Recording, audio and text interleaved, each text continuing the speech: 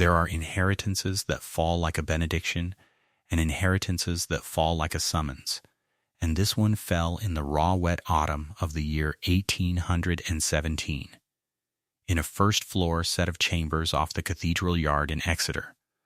with the rain going down the panes in long gray ropes and the fire smoking a little in the grate. And it fell, while a man was already on his feet before the clause that ruined him had been half read out, his chair pushed back so hard it barked on the boards, his soft, damp hand flat upon the attorney's table, as though he could hold the sentence down by main strength. "This is a mistake, sir," he was saying. "This is plainly a mistake or a forgery, or the raving of a sick old man. Read it again." While the woman it concerned sat apart by the window in shiny black bombazine, and did not so much as turn her head, only pressed 2 ink-stained fingertips against her thigh through the cloth, and counted 1 and 2 and 3, 1 and 2 and 3, marking off a beat no one else in the room could hear. And before we go a step further into that cold morning, you should know how it ends. For the pleasure of a slow, true tale is not in the surprise of it, but in the long, sure turning of the wheel toward what was always coming. And so I will tell you plainly. Before 2 winters more had gone by, the very men who laughed that day at the name of Honora Vellicott, the ones who called her the music mistress, the spinster, the great-uncle's charity, the woman who thought she could keep a clock, those same men would send their servants riding out across the moor's edge to her cold stone tower to beg that the hour be set true for the whole parish by her hand, and would offer her gold to do it, and she would thank them, and set it true, and take not a penny, for by then she would have no more need of their money than the water in the Leat has need of a bucket. But all of that was folded up still and unstruck in the years ahead, and on this morning she owned nothing in the world but a trunk of mended gowns, a case of gravers and files wrapped in flannel, a good ear and a stubbornness she wore so quietly that most people mistook it for meekness. And she sat and counted her silent beat and waited for the clause to be read to the end. And it was M.R. Jordan Culpepper who read it, a spare, upright man of 62 in plain black superfine, grown shiny at the elbows, gold-rimmed spectacles pushed up, and a client's ledger tucked always under his left arm as though it were a part of him. A man of weary courtesy, who had buried more of his clients than he cared to count, and had learned to read a will straight through any interruption as a helmsman holds a course through weather. And he did not stop for the fleshy protesting gentleman, he only waited a beat, and lifted his eyes over the gold rims, and said, "Mr. Pruitt, you shall have your turn to be heard, but the testator shall have his first." And then he went on reading in a level, dry voice that gave no more weight to one line than another, which is the cruelest way to read to a man who is hoping the words will bend. "I give and bequeath," he read, "all that my Messuage and watermill and clock works and the turret clock movement therein, together with the home farm and its appurtenances and the leat and water rights, so far as they are mine to give, situate at the hamlet of Nethermore Cleave on the edge of the moor in this county of Devon, and all my monies in the public funds, being some £3,000 and upward in the consolidated annuities, unto my great niece Honora Vellicott, spinster, of the city of Exeter, absolutely and for her own use. And further I give to the said Honora the ruled notebook in my own hand, kept in the winding-room press, containing the marks of makers and the letters of the date and the years of the escapements, which is worth more to a right pair of hands than all the rest, and which I charge her keep and read. And to my cousin Silas Pruitt I give the sum of £50, and my forgiveness, which he will need more than the money. There the reading paused, not for effect, for Culpepper was not a man for effect, but because it was the end of the material part, And into that pause the fire ticked, and the rain ran, and Silas Pruitt made a sound low in his throat that was not quite a word. And it is worth your seeing him whole, this once, so that we need never trouble to describe him again. Silas Pruitt, 45. Fleshy and high-colored, with a mustard-yellow waistcoat faintly stained down the front. A quizzing glass on a black ribbon that he lifted and dropped and lifted again when his hands wanted occupation, soft damp fingers, and an oily half-smile that put itself on and off his mouth like a shopman's, and never once reached the eyes, which were small and cold and busy always with reckoning what a thing was worth and how it might be got. And he stood there in the smoke of the fire and the gray of the window and let the smile fall off entirely. And what was underneath it was not grief,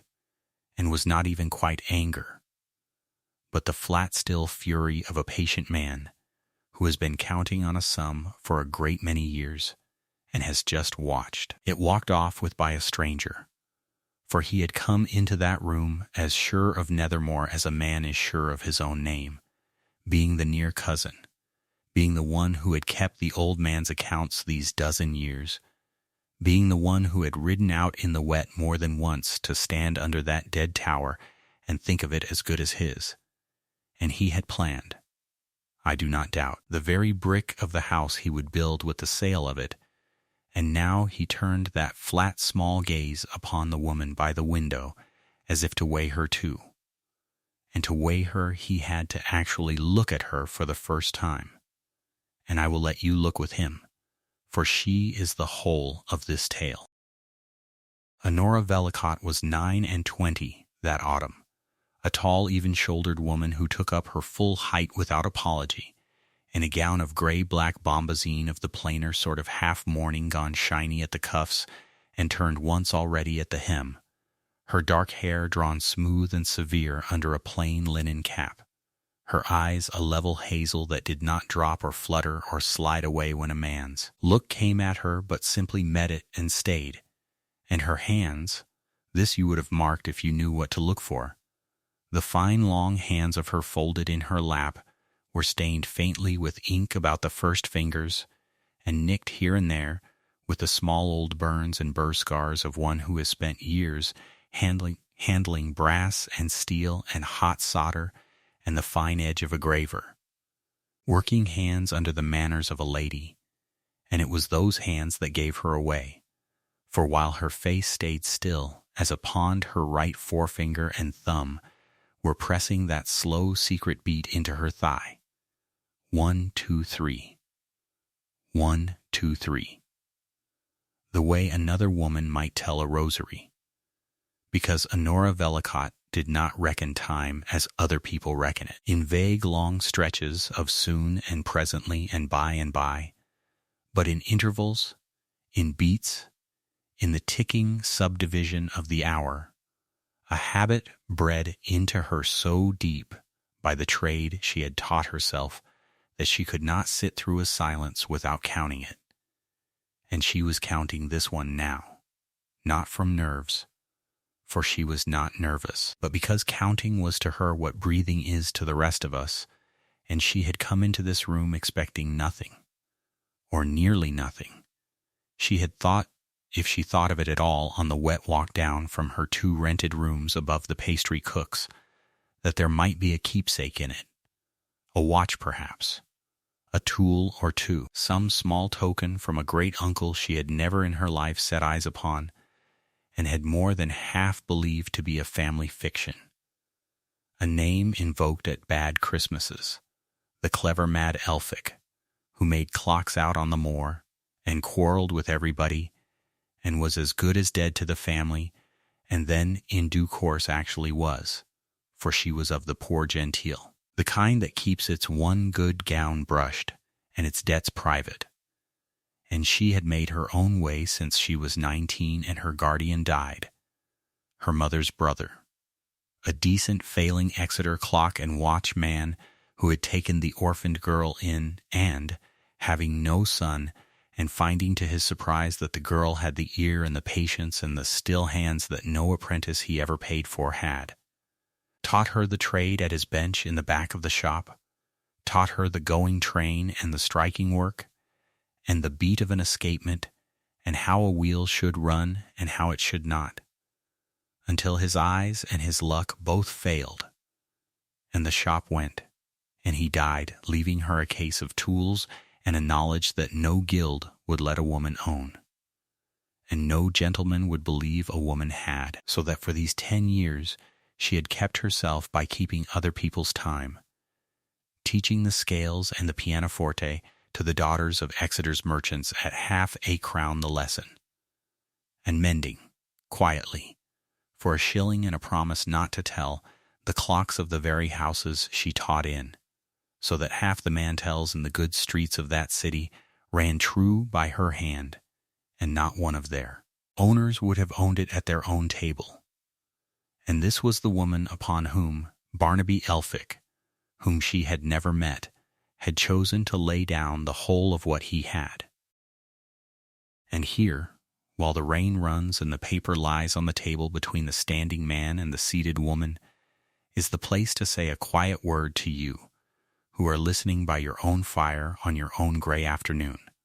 For this tale is made for you. For anyone who has ever stood in a doorway of a place that everybody else had given up for dead, a house, a marriage, a trade, a hope, a body, a name, and felt, against all the good advice of sensible people, that it was not dead at all, but only stopped, only waiting, only wanting one pair of hands that would not walk away. If that is a thing you have ever felt, then this is your tale as much as hers, and I would be glad past the saying of it if you would stay here by the fire with us to the end, and set a small light in the window for the rest, by subscribing, so that the next soul who is sitting in the cold with a stopped clock of their own can find their way to the warmth. There, the light is set, and I thank you. And now back to the room, where Silas Pruitt had at last found words. "It is monstrous," he said, and his voice had gone soft and reasonable in the way of a man who has decided that shouting lost him the last hand and cunning must win the next. Monstrous, and a cruelty to the poor young woman herself. For what in the name of sense is a spinster of the town to do with a rotten mill on the moor that has not turned a wheel nor struck an hour these 11 years? A ruin, sir. A heap of whetstone and rust that the whole neighborhood crosses itself passing. A thing that will eat her 50 pound of legacy and her 3,000 in the funds and her health together, and give her back nothing but a grave beside the old madman's. No, he said, and the oily smile came back on now, aimed at Honora as though at a child. No. The kind and the Christian course, cousin, and I may call you cousin, for we are near enough kin in our misfortune, is to renounce it clean, take a fair price from those who understand such property, and go back to your music and your quiet life the richer for it, and none the worse. And there was, standing a little behind Honora's chair, a fourth person in that room I have not named, a stout aunt by marriage in respectable black, who had come as chaperone and prop, and who now leaned and murmured at Honora's ear that Mr. Pruitt spoke nothing but plain good sense, that a mill was no fit thing for a lone woman, that she must thank the gentleman and decline the whole ruinous business and sell to him and be done. For the aunt, too, in her own smaller way, had already spent the money in her head, and to all of this Honora Vellicott said not one word,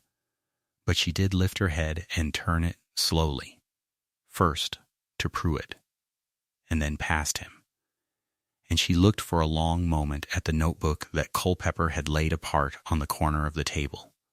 a fat little cramped full thing bound in scuffed calf with a broken clasp,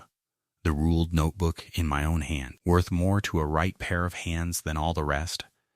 and something moved in her level face that was not greed, and was not even quite hope, but was, if I must name it, recognition. The look of one craftsman glimpsing across a room the mark of another,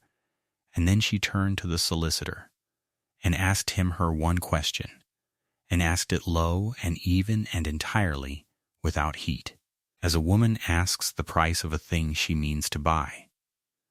"Mr. Culpepper," she said, "why me? I never met him. I did not know until this hour that he was a living man and not a tale. He had a cousin at his elbow these dozen years and a whole county of neighbors, and I am a stranger to him and to all of it. Why would a man leave the work of his life to a hand he never saw?" And Culpepper took his spectacles off entirely at that, which was a thing he did perhaps twice in a 12-month, and rubbed the 2 red marks they left on his nose, and looked at her with his tired, kind eyes gone naked and direct, and he said, "Miss Vellacott, I will answer you honestly, for I think you are owed honesty more than most in this room. I do not wholly know. He never told me his reasons, and I did not ask them, it not being an attorney's business to like or dislike his instructions, but only to see them done. But he charged me with 2 things beyond the will. The first was to put that notebook into your own hand and no other, and to bid you read it. And the second," and here he begged her pardon, he said the words begging your pardon and meant them, "the second was to find you and reach you. And I am sorry, more sorry than I can well say, that I reached you only now, with him 3 weeks in the ground. For I believe, though I cannot prove it, and he never said it in as many words, that he would a great deal rather you had come to know him living than inherit him dead. I was slow, and the fault of the slowness is mine, and I ask you to forgive it." And Honora Vellacott looked at the old man a moment, and something in the still pond of her face gave the smallest ripple, and she said only "thank you,"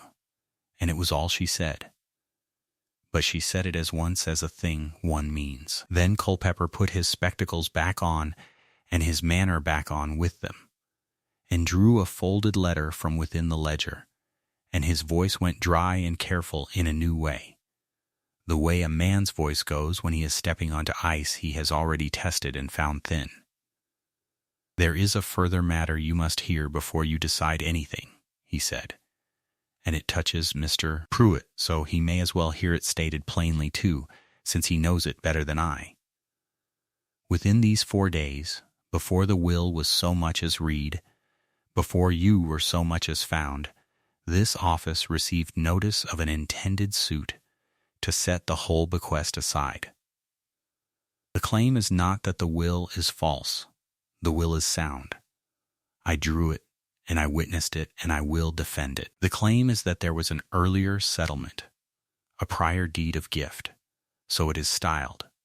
made and sealed long before this will, whereby the Elphick estate was already given over and could never have been the old man's to leave you at all.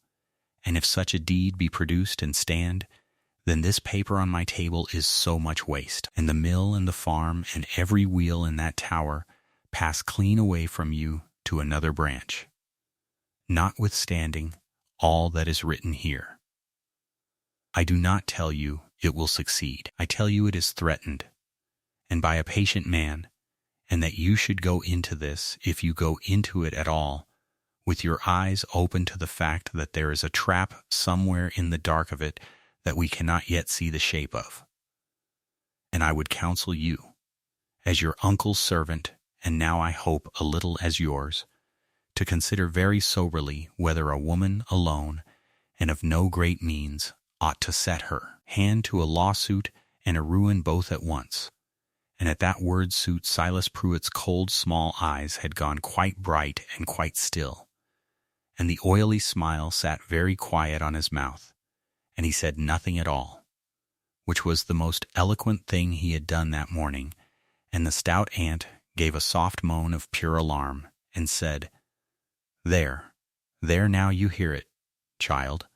a lawsuit, You must not. You cannot. And the rain ran down the gray panes, and Honora Vellicott sat with her ink-stained fingers, pressing their slow 1, 2, 3 into her thigh. 1, 2, 3. 1, 2, 3. Counting the interval out to its full length as she always did before she moved, and when she had counted it, she rose, unhurried, to her full even height, and gathered the cramped calf-bound notebook off the corner of the table and held it in both her working hands the way you hold a thing that is already yours. And she looked from the old solicitor to the fleshy waiting cousin and back again. And she did not say she would renounce it. And she did not say she would fight. And she did not weep or waver or ask the men what she ought to want, she said, in that level, unhurried voice that gave Silas Pruitt, though he did not yet know it, the first cold turn of the many that were coming to him. Then before I decide anything, Mr. Culpepper, I will see it. Take me out to the mill. She had asked to be taken to see the mill before she decided, and so it was that within the fortnight she went. Though the going was slow in that raw, wet autumn, and the roads out of Exeter ran the color of weak tea, and the sky sat low over the whole of the west country like a lid set upon a cooling pot, and she took the common stage as far as it would carry her, because a woman with 3,000 in the funds she had not yet touched, and a station of genteel poverty she had held all her life, does not squander what is not yet fairly hers. And she sat in the corner of the coach, with her gloved hands folded upon a small worn valise and a great cold iron key that Culpepper had given her wrapped in a twist of paper in her reticule, and she counted all the long, jolting miles of it, the intervals between the milestones and the intervals between the fence posts and the intervals between one lurch of the wheels and the next, tapping them off against her thigh with 2 fingers as another woman might have told her beads, because that was the way her mind ran and had always run, that everything moving must be moving at some rate, and every rate might be read if one only had the patience to hold still and listen to it. And the other passengers took her for a governess or a poor widow, and let her be, which suited her. And at the first gray coming up of the light they stopped at a breakfast inn under a dripping thatch where she took a little bread and a cup of chocolate she could ill afford, and did not finish, listening the while to the slow, tired clock upon the taproom wall, a country long case with a face like a mild moon. And she knew by the drag in its beat and the hesitation in its strike that its pendulum wanted lengthening a hair's breadth, and that no one in that house would ever do it. And she said nothing, for one does not correct another's time uninvited. And by the second night she lay at an overnight inn on the last turnpike before the moor, a low place smelling of peat smoke and wet dog, and she read by a single dip candle a few pages of the cramped, ruled notebook her great-uncle had left her. The hand so small and so crabbed, it might have been the tracks of some careful insect, columns of maker's marks and date letters, and beside them, in a fainter ink, the years in which this escapement or that striking work had first come into the world, as though the old man had spent his life keeping a private register of when each cleverness of the trade was born, and had died before he could tell a living soul what it was for. And she slept, and rose, and went on, and the country changed under her. It changed the way a face changes when the smiling stops. The last miles the hedges thinned and fell away, and the good red Devon earth gave over to the high gray moor, and it rose about the road on every side in long, slow swells of dead bracken and gray stone and rust-brown heath gone over, with the wind combing it all one way, and the clouds dragging their bellies along the tors, and there was no tree that had not been bent by that wind into a crouch, and the light was the color of pewter and gave no shadow, and somewhere out in it a curlew cried once and did not cry again, and Enora looked out at it with her level hazel eyes that did not drop, and thought that it was a country that had been given up for dead by better men than she, and was not dead, only holding its breath through a lean season. And she found, a little to her own surprise, that she was not dismayed by it but comforted, for she had spent her adult life in low rooms teaching other girls' fingers their scales and mending other households' clocks for pennies, and owning not one thing that was truly hers. And here at the world's gray edge was a whole ruined estate that the will said was. And she took out the folded schedule Culpepper had drawn her and read it over once more, for she liked to have the sum of a thing clear in her head, and it came to this: some 90 acres of poor moor edge grazing, and the home farm let to a tenant at a rent 2 quarters in arrears. The 3,000 and some odd pounds in the 3% consols, which was the whole of her security, and which she meant not to touch, the mill itself, water-powered, standing on its own leat cut from the river above and returning below, with the great undershot wheel and all the works of clock-making her great-uncle had gathered there across a lifetime, and, rising over the whole, the thing the neighborhood spoke of when they spoke of the place at all, and had not spoken of in 11 years, the great turret clock in the mill's own stone tower, stopped. Silent, its 2 hands stilled at the 1 hour since the summer her great-uncle first fell ill. A tower clock no country hand had been able to make strike again, that the parish had given over for dead as it had given over the moor and the man and the whole gray estate. Before 2 winters had gone by, she would set it striking with her own hands. She did not know that yet. She only read the schedule, and folded it, and looked up, for the coach had stopped. If you have ever come at last to a place that everyone you knew had told you was finished, a ruin not worth the keys to it, and felt against all sense that it was only sleeping and waiting and cross to have been left so long, then draw up to the fire with us a while, and stay by this slow true tale to its end, and set a light in the window for the rest of us by subscribing. For these are stories for the ones who do not give up on a thing merely because the world has. Culpepper was at the gate before her, 62 engraved in his plain black superfine, with his gold-rimmed spectacles beaded over with the wet, and his client's ledger held up under his arm out of the rain, and he had ridden ahead on a hired hack and looked half-drowned and wholly weary, and he begged her pardon that the day was so ungenial for the seeing of it, and she said, "It is the day the place has, and we may as well take it as it is," and that was nearly all either of them said, for she had asked at the last that she be let go in alone, and he was a man who understood that some things a person must meet with no witness by, and he handed her the lantern he had brought lit against the murk, and stood back by the gate with his collar up, and she took the great cold key out of its paper twist, and it was heavy and old and furred, with a fine rust the color of dried blood, and the wards of it grated in the wet lock and would not turn, and she set the lantern down and drew off her glove and worked it with her bare fingers, feeling for the catch the way she felt for the fault in any seized mechanism, gently and then less gently, until something within gave over its long refusal, and the bolt drew back with a groan she felt in her wrist bones, and she took up the lantern and pushed the door and went in. The cold met her first. It was the particular cold of stone that no fire has warmed in years, a cold that came up through the flags of the floor and stood in the air like water, and under the cold was the smell of the place.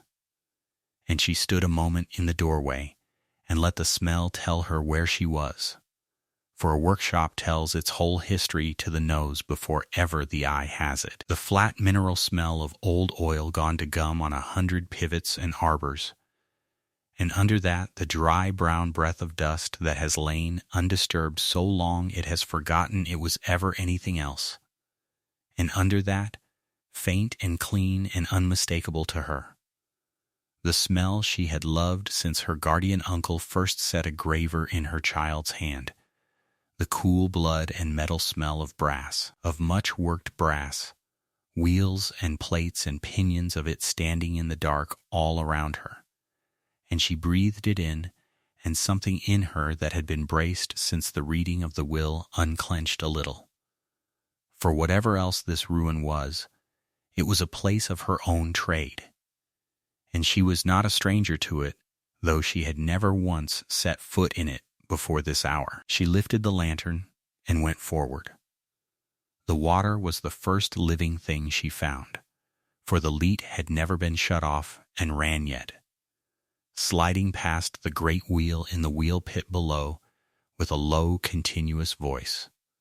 dark and smooth and cold, turning nothing,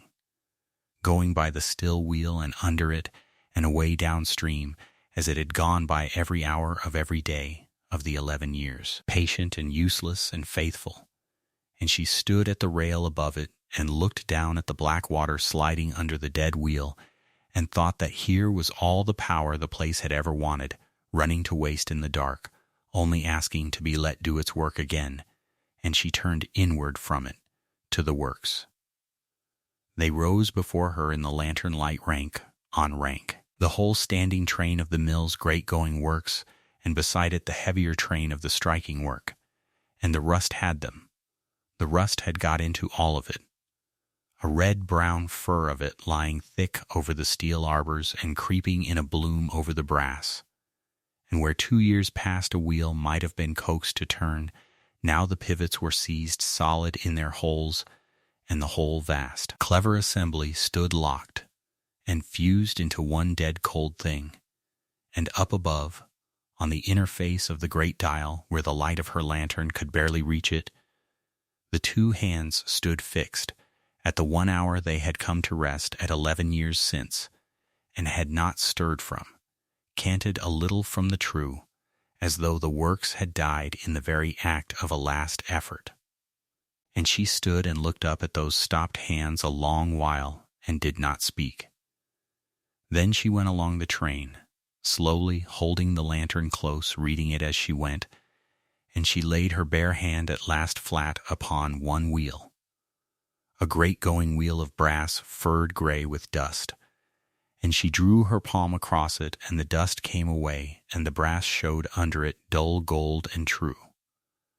And the metal was cold as the dead against her skin, cold as the flags, cold as the water, and yet, and she could not have argued it before any magistrate or any man of sense, under her hand it did not feel dead. It felt asleep. It felt like a thing that had run once and had been stopped and had been left, and had waited and was waiting still. And she stood there with her hand on the cold wheel and felt, rising in her not as grief but very nearly as anger, a plain cross indignation that so good a thing had been let lie so long, that the neighborhood had walked past this tower for 11 years and called it dead, and never once put a hand upon it to feel that it was only sleeping. And that decided nothing yet. But it turned her. It set her facing the right way, the way a wheel is turned one tooth before it will run. She carried the lantern on into the smaller room beyond, the winding room, the keeping room, where the man whose place this had been had done his fine work, and it was here that the thing happened that she carried out of that ruin and never after forgot. For on the bench under a shroud of dust lay a movement half taken down, a fine-going train of the sort a man builds for the love of it and not for any customer, spread open on its pillars with the top plate off and set by, and 2 wheels lifted out and laid in their order upon a scrap of baize, and a graver beside them, and an oil pot with the oil gone to amber glass in the bottom of it, and the whole of it left just so, mid-task, mid-breath, as though the hand that had been at it had heard a step at the door or a call from below, and had set down its work, meaning to be back before the oil could settle, and had gone out, and had never in this world come back, and she stood over it and understood, without being told, that this was where Barnaby Elphick had been sitting when the illness took him that carried him off, that here was the last work of his hands left open to the air, and she felt the near presence of the dead man as a warmth almost, as a companionship, the way one feels a kind stranger in a dark room before ever a word is spoken. And she reached out, and very gently,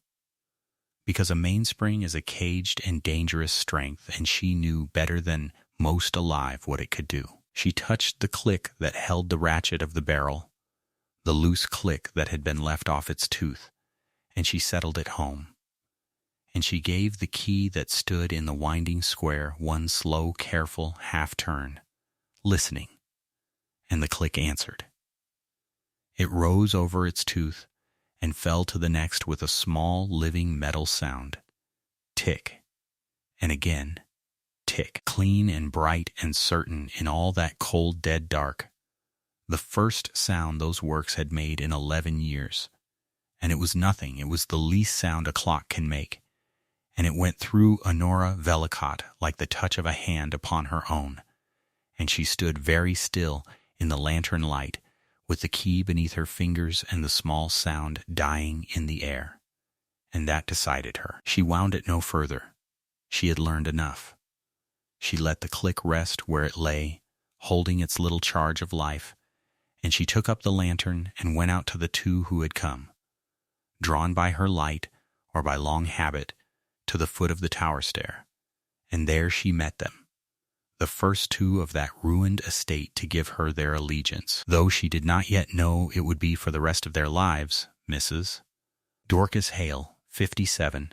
iron gray hair drawn hard under her cap, and a chatelaine of dead keys at her waist, who looked at Honora one long moment and then dropped her a curtsy she had given no one in 11 years. And behind her, hanging back in the dark of the stair with his hat crushed in his two great oak-colored hands and his frost-white brows and his eyes brimming already, though he said not one word, the old man who had kept that tower clock 40 years and had not been let past its door in 11, Zephaniah Goss, who looked up at the stopped hands over their heads as a man looks at the grave of someone he had loved. And it was while they stood so, the three of them, in the dead cold of the tower's foot with the water running by in the pit below, that the hour came round, and across the whole gray width of the valley, from the parish church on its far rise, the church clock woke, and struck the hour clean over the moor on the wind, 1 and 2, and on to its full count. And Honora stood and listened to it with her head a little bent, and her 2 fingers moving without her leave against her thigh, counting not the hours but the beats between them, the pace and the swing and the fall of that far strike, and something in it caught at her, some old certainty of the trade she carried always in her, and she looked up at the dead dial above her, at those 2 stilled hands, and there rose in her mind unbidden the memory of a thing she had once read in a Clerkenwell man's account and had set down in her own ruled book, that the great going works of this very tower, in the days it ran, had been said to keep a truer time than any country movement of its year had a right to keep, truer than the pendulum recoil of an ordinary church clock. And she knew it the way she knew the drag of a slow beat or the true run of a wheel under her thumb,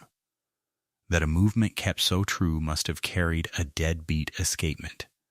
the fine anchor that will not check the pendulum swing, and that a dead-beat escapement in a country tower, in the year men said this one was first set going, was a thing no more side hand could have made or fitted, a thing that scarcely yet existed in the great London houses in that year, let alone here at the grey world's end, and it was a wrongness, a small cold wrongness that did not fit, and she did not yet know what it was the corner of or what door it would one day open, but she was a woman who never let a wrong interval go by uncounted, and so she filed it away, quietly, in the ruled register of her mind, and said nothing of it to the housekeeper or the old man, And the far strike finished its count and gave the hour back to the wind, and the silence closed over the valley again. She went out into the failing gray afternoon, with the two of them behind her and Culpeper waiting yet at the gate with the wet on his spectacles. And it was there, thrust into the door jamb of the great door where she could not have missed it going out, that she found the card, a gentleman's calling card, but edged and lettered in a mustard yellow that no gentleman of taste would have chosen, damp now at one corner and curling, and on it a name she had heard read aloud once in a solicitor's chamber over the sound of the man's own protesting voice, and beneath the name, in a clerk's fair copperplate, a line to say that Mr. Silas Pruitt presented his compliments to Miss Vellicott, and would do himself the honor of waiting upon her, at the mill, within the week, upon a matter of prior settlement. And so she stayed, though every voice of sense she owned told her to sell the whetstone and the dead wheel, and go back to Exeter and the scales of other girls' daughters. And she did not sell, and the deciding of it was neither sudden nor loud, but came to her the way water finds its level, over the 2 gray days she lodged at the inn while Culpeper drew the papers, until on the 3rd morning she rose in the dark and knew, as one knows the hour before the bell confirms it, that she would keep the ruin and work it, or be broken in the trying, and she wrote to her one near relation, a cousin's widow in a snug parlor at Topsham, who had housed her between engagements and called it Christian duty, and the answer came back within the week, in a hand pressed hard enough to score the paper, that a woman of 29, who threw over a respectable connection and a genteel calling to grub about a river with brass and grease and the low sort of men who tend a mill, had put herself beyond the pale of any family that valued its name, and that she need not write again, and that her poor mother, God rest her, would have wept to see it. And Honora read the letter through once, level, standing at the counting-house window with the leet sliding past below her, and folded it small along its creases and set it in the back of the notebook that was already becoming her whole library. And she did not weep, and she did not answer, and she thought only, with a plainness that surprised her by how little it hurt, that a person who would disown you for mending clocks had never truly owned you at all, and that decided the last of it. And she moved that afternoon into the 2 dry rooms of the old counting-house that gave off the winding floor, one to sleep and one to work, with a borrowed cot from Mrs. Hale and a deal table and 3 candles and the great-uncle's notebook and the cased set of gravers and files she had carried in her own box for 11 years, and she slept the first night under her own roof. Her own. The words strange and enormous in her mouth as she lay listening, and the mill was full of sounds she had never learned. The leet's endless slur past the sill, and the settle and knock of old timber giving up the day's small warmth, and the wind coming off the high ground to press at the tower above her and pour, thin and ceaseless, through the louvers of the empty belfry so that the whole building seemed to breathe, and once, near to by her guess, a soft heavy passage of wings across the loft overhead, and a single cool cry, and she rose and lifted the candle and found a barn owl settled along a tie-beam, moon-faced, unafraid, regarding her with round black patience as though she were the newcomer and he the tenant of long standing, which in fairness he was. And she left him his beam and his mice and went back to her cot, and in the days after she would not have him put out, and the men who came to know her ways learned to call him hers. And she thought of him, without saying so, as the one soul in the place who had never once been told the mill was dead.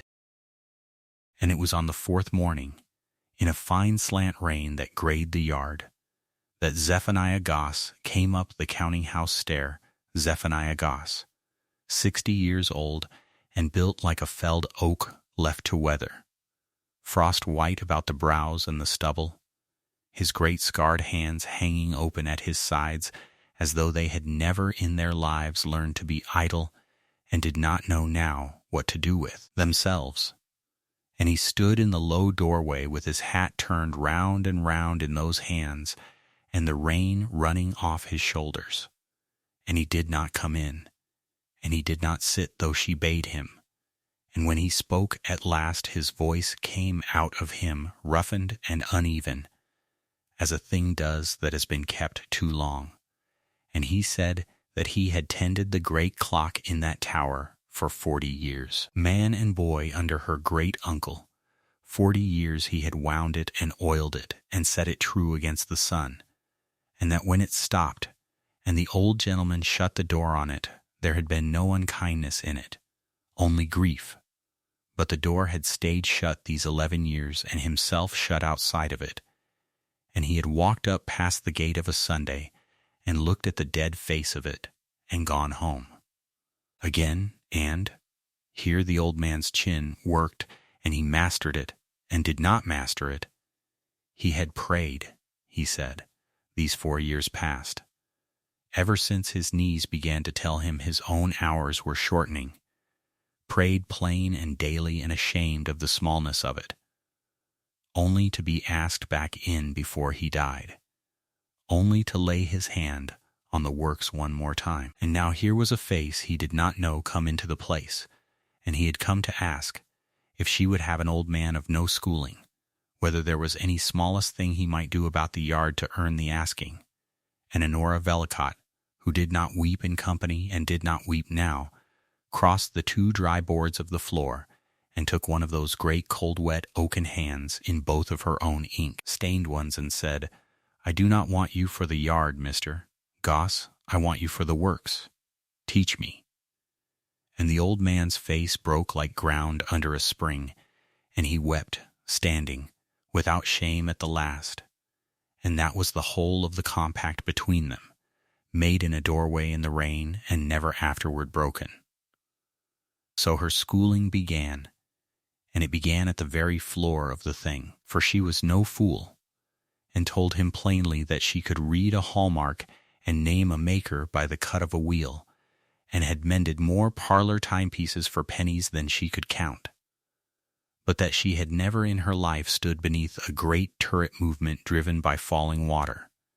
and knew a spring-driven bracket clock as a fiddler knows the fiddle, and this as a fiddler is shown the organ. And Goss took her down the wet stone stair into the wheelhouse where the leak came through, and set his broad thumb on the iron of the sluice, and taught her from the water up. "This is where it starts," he said. "Everything you love up in that tower is only the last thing the water does." And he showed her how the leets fall, gathered and dropped upon the great wheel. Was not the clock at all, but the servant that wound the clock, that raised the driving weight up its shaft hour upon hour, so the weight might spend itself down again through the going train, and never let the works run down, so that a mill clock of this kind, unlike the little dying spring clocks of parlors, need never stop while the river ran. And Honora stood in the cold slur of the water and understood, in a single settling motion of the mind like a wheel dropping onto its arbor, why her great uncle had built where he built and not in a dry town. And she took out her ruled notebook then and there and began the page she would fill for months. He taught her the going train, wheel married to pinion married to wheel, the count of the teeth, and why the count must be what it was and no other, and how a single wrong wheel would make the whole tale of the hours a lie. And he taught her the escapement, cupping his oak hands to make of them the pallets rocking, tick and talk,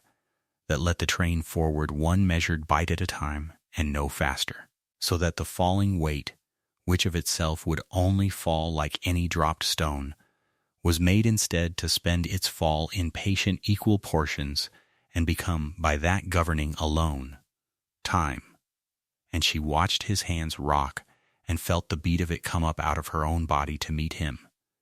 and her fingers began without her leave to tap the count of it against her thigh. the interval, the plain, even interval that was the whole secret and the whole soul of the craft,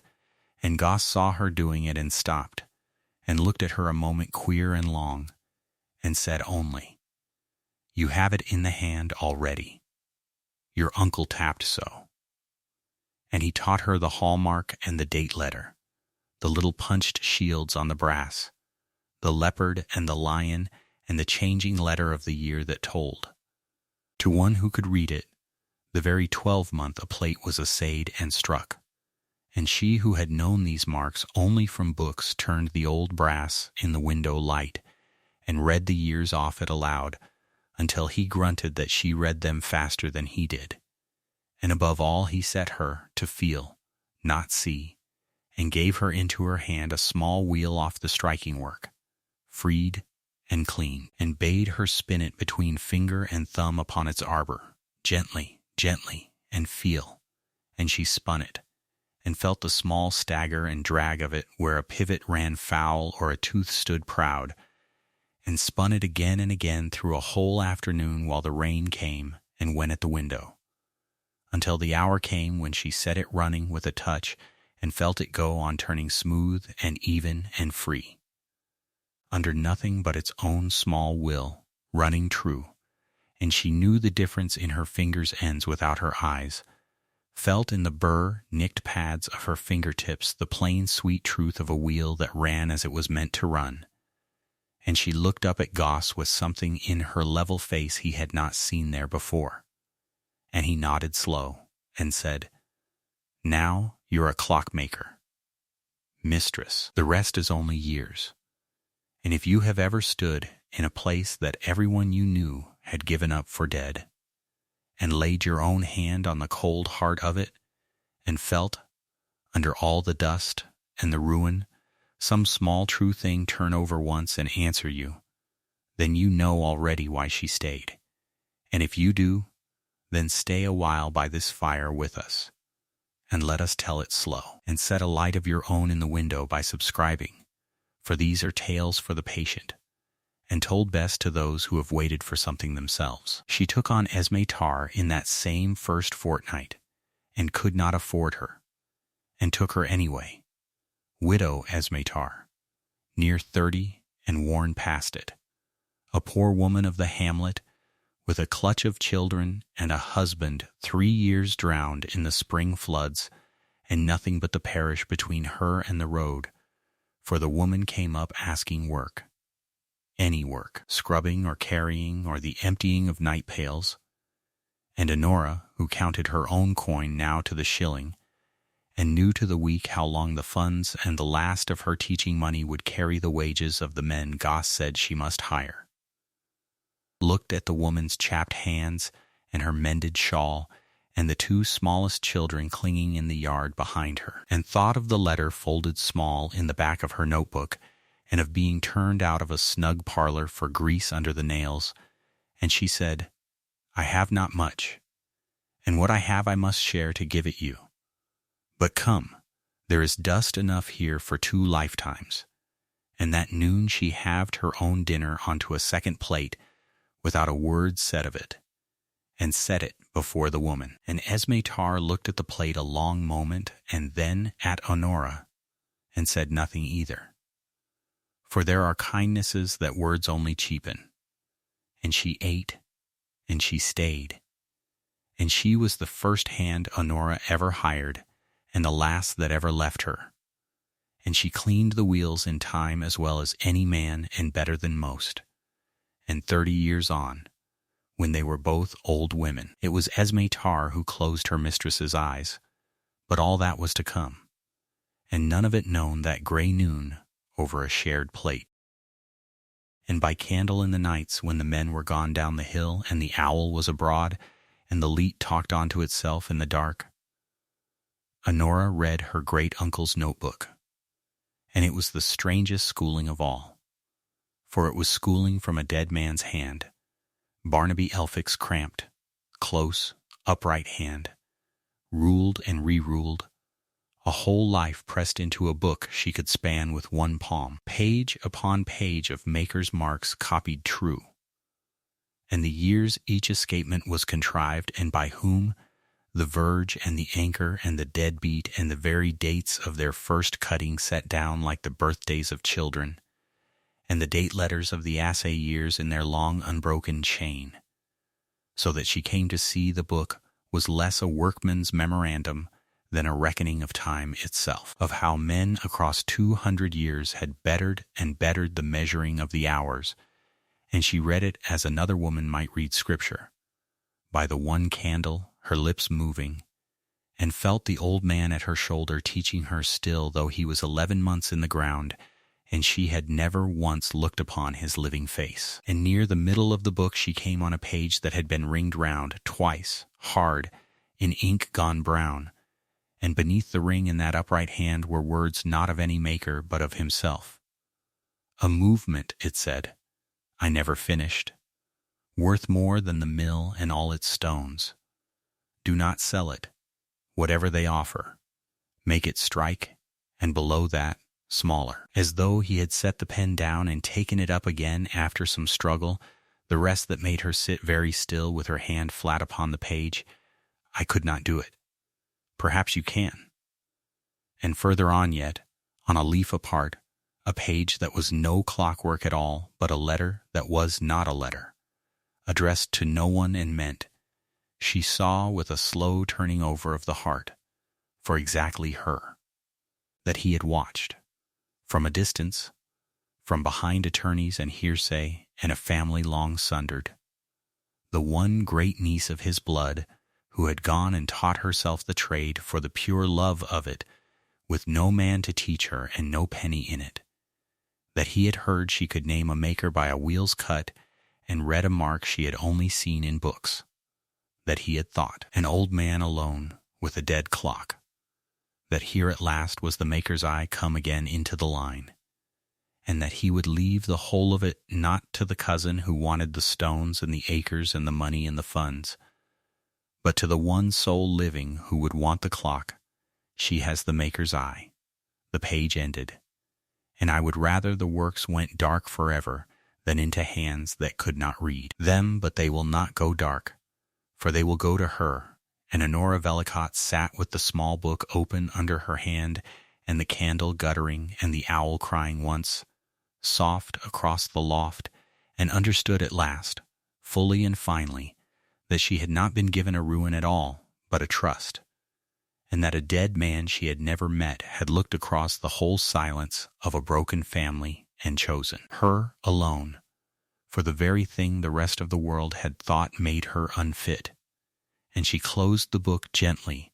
as one closes a hand, and blew out the candle, and lay a long while in the dark, listening to the water run, not weeping, only full. And all the while, down at Topsham and up in the estate's own musty ledgers,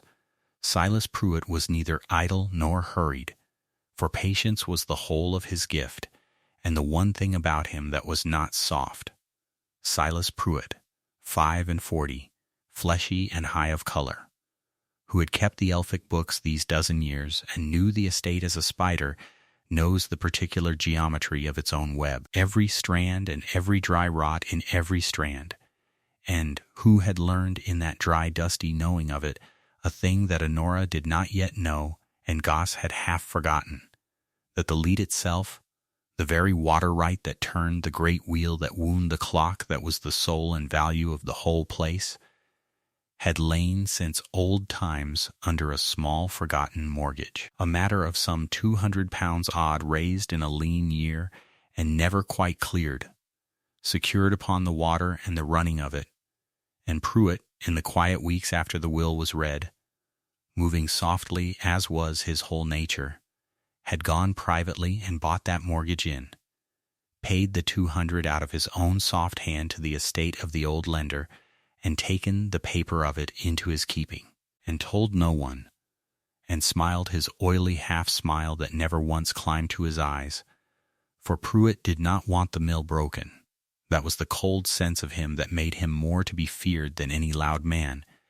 He wanted it whole, and improved, and made worth the taking. He had watched, from a careful distance, this strange, composed woman move in with her cot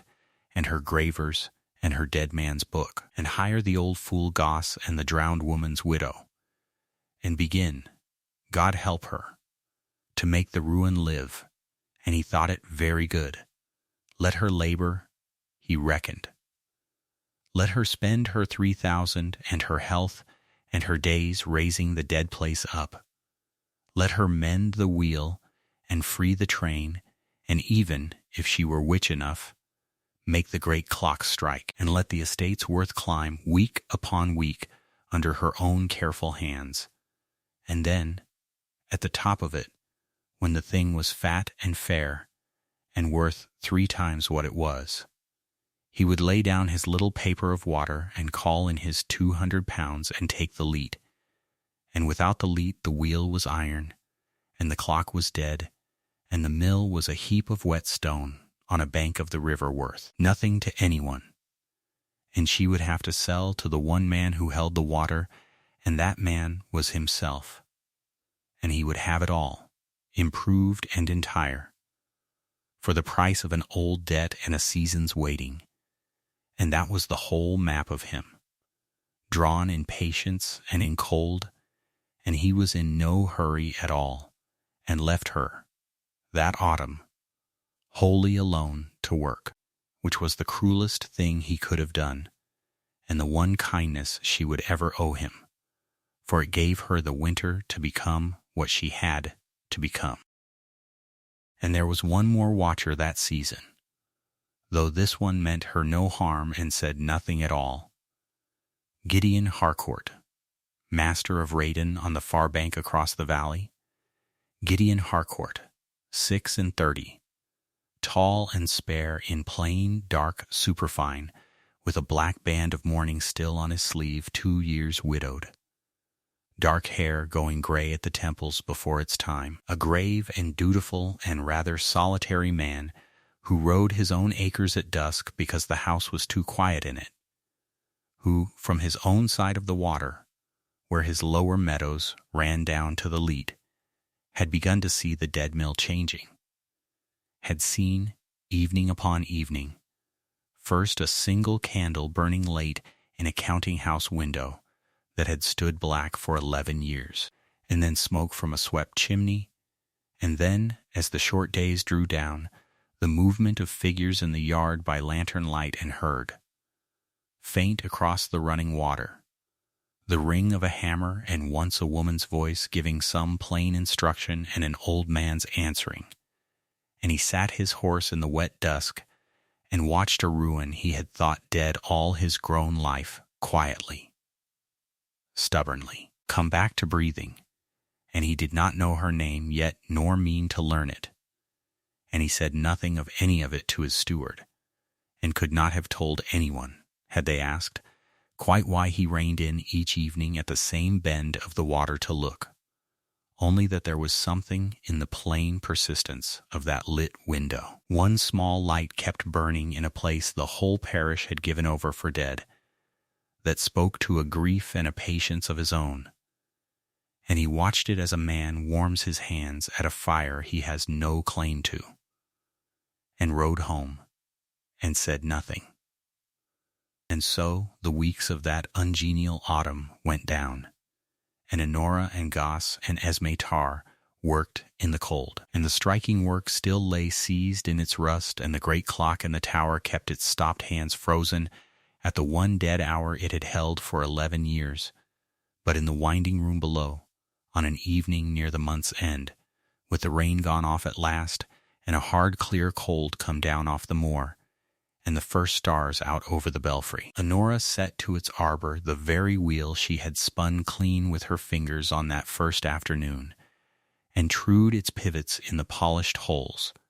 and let the small weight down upon it, and it moved, and did not stagger, and did not drag, and did not stop, but turned, and went on turning, even and free and true, one wheel of the 100 the great works needed, catching the low light along its cleaned brass teeth as it went round. And Goss set down his oil and took off his hat, and Esme Tarr stood in the door with her chapped hands still. And Honora Vellicott looked at that one small wheel running true in the ruin the whole world had buried, and knew, past any lawyer's warning or any cousin's letter or any cold man's patience she did not yet even know, to fear that the thing could live. It could live. She had proved it with her own 2 hands. That was enough to be going on with. That was, for one hard, clear night under the Moor stars, enough. He came on a bright, hard morning of the 2nd week, and he came in force, as a man comes who has counted his ground and found it good. And the first she knew of it was the sound of wheels she did not recognize on the mill lane. Not the carrier's cart nor Culpepper's plain gig, but a hired chaise, well sprung, that drew up in the yard with a flourish it had not earned, and out of it, handed down by his own barrister, as though he were the frailer article of the 2, came Silas Pruitt, 45, fleshy and high-colored, in a mustard-yellow waistcoat faintly stained about the 2nd button, a quizzing glass on a black ribbon that he swung and let fall and swung again, his soft, damp hands opening and closing on nothing, and an oily half-smile fixed upon his face that came no nearer his eyes than the smell of him came near to sweetness. She was in the counting-house with the notebook open and a page of maker's marks beneath her thumb when Mrs.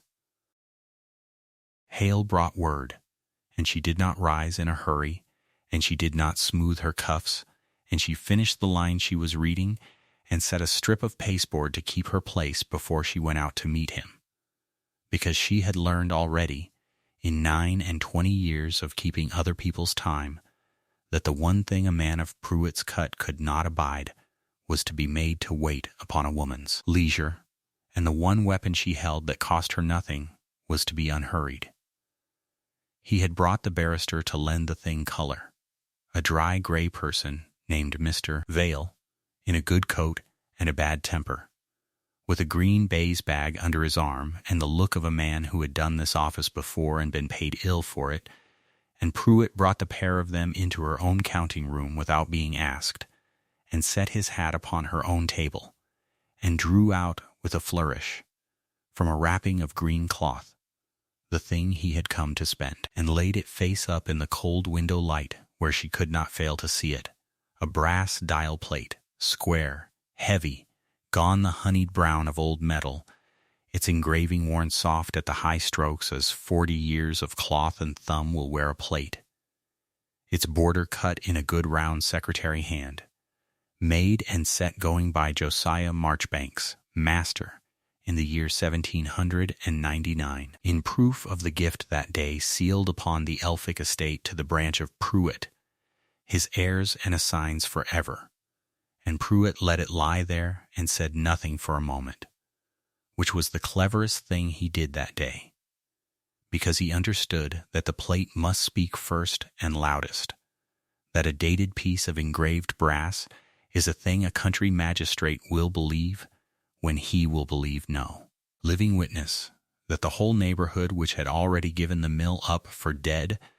would give her up as easily the moment a bench of squires was shown a maker's name and a year cut deep in metal, and he had chosen his ground on exactly the article he supposed she could not read. That was his single error, and he did not know he had made it, and she did not tell him. She looked at the plate for a long moment with her hands folded and her face composed, and gave him not one flicker to feed on, and then she asked, level and courteous, whether she might take it up and examine it, and Pruitt, who had come to be examined and admired, could hardly refuse, and so she lifted it, and here the old trait rose in her without her willing it, the way water rises to a wheel. For the instant the cold weight of the brass came into her ink-stained, burr-nicked fingers, she was no longer a dispossessed woman in a shiny black gown, but a maker with a made thing in her hands, and her thumb went of its own accord to the bevel of the border to feel how the graver had bitten, and she turned it to the light to read the depth of the strokes, and the color struck down into the cuts. And she tapped once, twice, 3 times against her thigh with 2 fingers of her free hand, a slow, even beat, the beat of a second's pendulum, the tell she never knew she gave, because a part of her mind that answered to no man in the room had already begun, quite coldly, to count. She counted the wrongness the way one counts a movement that is running slow, not all at once, but interval by interval, laying each against the true. The name first, Josiah Marchbanks, master, and something behind her level brow, some page of Elphick's cramped, ruled notebook read by candle 3 nights before, turned over and lay flat, and showed her a column of hands and dates, and the plain fact that Marchbanks the master had been these 30 years and more in his grave before ever the century turned, that the mark she would find on any true plate of his was one thing and the successor's mark another, and that no dead man sets a clock going. The escapement next, for the plate boasted the movement it authenticated, boasted it in the border as a proud maker will, named the very train and its recoil made good, and she knew, as surely as she knew her own hand, in what year that particular refinement had first come down out of the London shops into country work, and how many years after that before a Moor's Edge mill could have carried it. And the year cut in the brass was a full stride, too early. The thing described could not have been set going on the day the plate swore it was, because the thing described did not yet exist in a country works on that day. And a date is a date, and brass does not blush. She said none of this. She laid the plate down again, face up, exactly where it had lain, and squared it with the table's edge as a tidy woman will. And she said only, in a voice that gave the room nothing, that it was very fine work, and that she should be glad to have it examined at leisure by those whose office it was. And Pruitt, mistaking the flatness of her for the flatness of a beaten thing, let his half-smile spread, and thought the morning his. And it was here, upon that mistaken warmth, with the plate between them and the barrister already reaching for the strings of his baize bag, that he sprang the second jaw of the trap, and sprang it, she understood afterward, on this particular morning of all mornings by no accident at all, for the man had been her bookkeeper's bookkeeper, had known the estate's papers cold before ever she saw the mill, and had timed his stroke to the very day she meant to ride into Exeter and stand at a bank counter and ask, on the strength of a real and honest commission letter that had come the week before from the assize town, wanting a new turret clock for their sessions house, for a clean loan against her own future work. He knew of the letter, he knew of the ride. He meant her to have neither. He drew from Vale's bag, and unfolded, and laid beside the shining plate a second paper, older and uglier and worth a great deal more, an assignment, regularly drawn, regularly stamped, of an old mortgage upon the leat and the water rights of the mill, £200 and some odd shillings advanced against them in her great-uncle's lean years and never cleared, the security not the mill's stone, and not its brass, but the one thing without which stone and brass were worth nothing at all. The water, the running of the leat that turned the great wheel that drove the whole works, and the mortgage was his now, bought quietly, held patiently, and he called it in, there, in her own counting house, in his soft damp voice with the smile still on it, £200 and the odd shillings within 30 days, or the water right was forfeit to the holder, and the leat would run dry past a dead wheel, and the mill she had begun to wake would be a stone barn standing on a river, worth the price of its walls and not a farthing more. He wanted it improved, she saw in that instant, whole and mended and set going, and made once more worth the taking. That was the shape of his whole patient greed. To let her labor and her nights and her old foreman's 40 years raise the estate's worth with her own hands, and then to close the one iron ring she could not break, and take the improved thing entire for the price of a called debt. And he had come this morning to show her the plate, not because he needed it yet, but so that she should ride to no bank with any heart in her, so that the two blows should fall as one, and she should feel the ground go from under her craft and her purse in the same hour. He gathered up his plate and his paper and his barrister, and he bowed to her over her own table with the quizzing glass swinging, and he said he trusted she would be reasonable, that the family had no wish to see a gentlewoman put to distress, that a fair price honestly offered for her interest would spare them all the vulgarity of the law,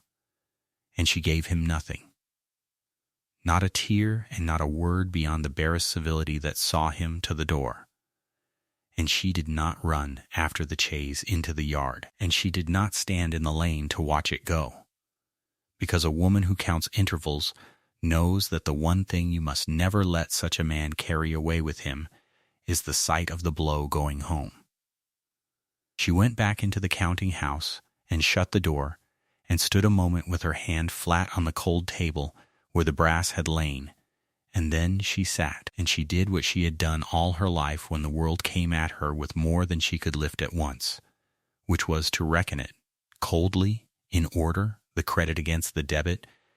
the way Elphick would have reckoned a movement that would not run, fault by fault, before he ever touched a tool to it. On the one side, the plain iron of it, 200 pounds and some shillings she did not have, and 30 days in which she had no honest way to raise them, and a bought debt on the very water, and a forged plate she could break but could not eat, and a bench of country squires who would sooner trust engraved brass than a woman in shiny bombazine. On the other side, and here her two fingers went to her thigh again, slow and even, counting, the ruled notebook in the drawer under her hand, Worth, Elphick had written on its ringed page in his own cramped fist more than the mill, and Zephaniah Goss below in the works with his 40 years and his oak hands, who had prayed to be asked and been asked, and would not now be moved by any Pruitt, living, and the assize town's letter, real, folded, wanting a turret clock and willing to pay for one, if only she could keep the water long enough to earn it. And, plainest of all, the one thing the enemy himself had handed her without knowing it. For a man does not forge a dated plate and buy a patient mortgage and time his two blows to a single morning to steal a stone barn on a river. A man does that only for a thing he is judged to be worth the theft. And so Pruitt's whole cold cleverness was itself the proof, cut deeper than any graver could cut it, that the mill was worth saving, and she wrote that down, in her own steady hand, at the foot of the reckoning, and underlined it once, because it was the truest line on the page. If you have ever stood in a place the whole world had written off, and reckoned up, in the cold, what little was still left in your two hands,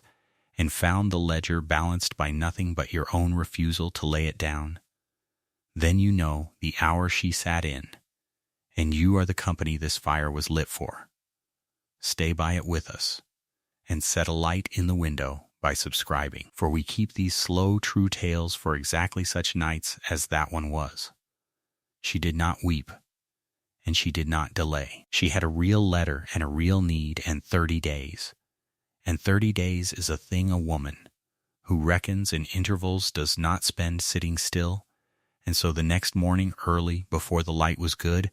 she had the mare saddled, and rode into Exeter through weather that had turned in the night from the bright hard cold to a low gray streaming rain, the moor gone the color of ash behind her, and the leat running full and useless past the dead wheel as she went out the gate. And she carried the assize town's letter dry against her breast under the shiny bombazine, and she carried her own composure the whole wet way, rehearsing not pleas but figures, because she meant to ask the bank not for charity but for a plain commercial loan against a plain commercial commission, the sort of thing an honest house lent on every day of the week. And the bank refused her. It refused her civilly, over a mahogany counter by a manager with clean, dry hands who was sorry. Genuinely a little sorry and immovable, for word travels faster than a woman on a tired mare, and the estate's affairs were already spoken of. And the one security a lender's eye went to on a water mill was the water, and the water stood under a mortgage called and a notice to forfeit. And no house in the town would advance a clean shilling against a right that might be gone in 30 days into another man's hand. The commission was very well, the manager said, a fine order, a credit to her, but they could lend on the running of the mill, and the mill might not be running when the debt fell due, and that was the whole of it. And he was sorry. She thanked him. It was all she said. She thanked him, and gathered her wet gloves, and went out into the rain again, and the ring of iron she had reckoned so coldly the day before closed now with an audible click somewhere behind her breastbone, the click of a click spring dropping home into a wheel that will not now turn back. And she got up onto the mare in the streaming market square, with the whole gray town going about its business past her as though nothing at all had ended, and she turned the animal's head for the moor and rode home beaten. There was no other word for it, and she did not look for one. Beaten and soaked to the shift,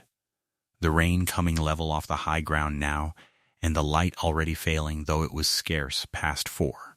And she let the mare pick her own way up the last of the lane because her own hands had gone cold on the reins,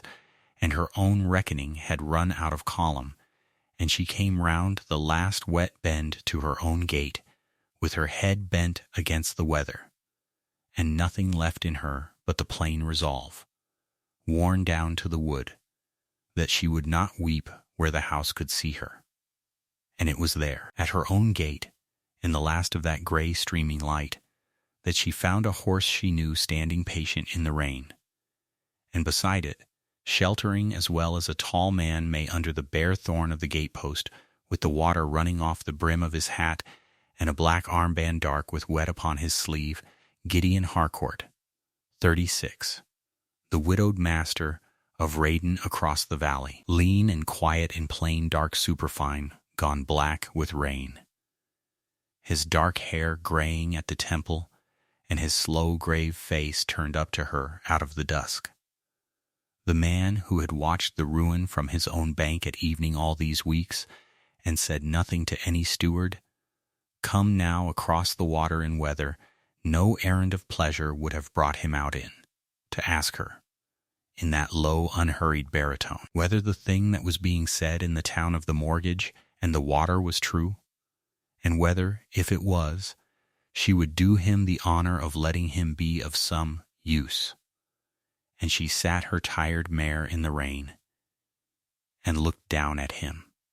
and the trap was still shut, and the debt still called,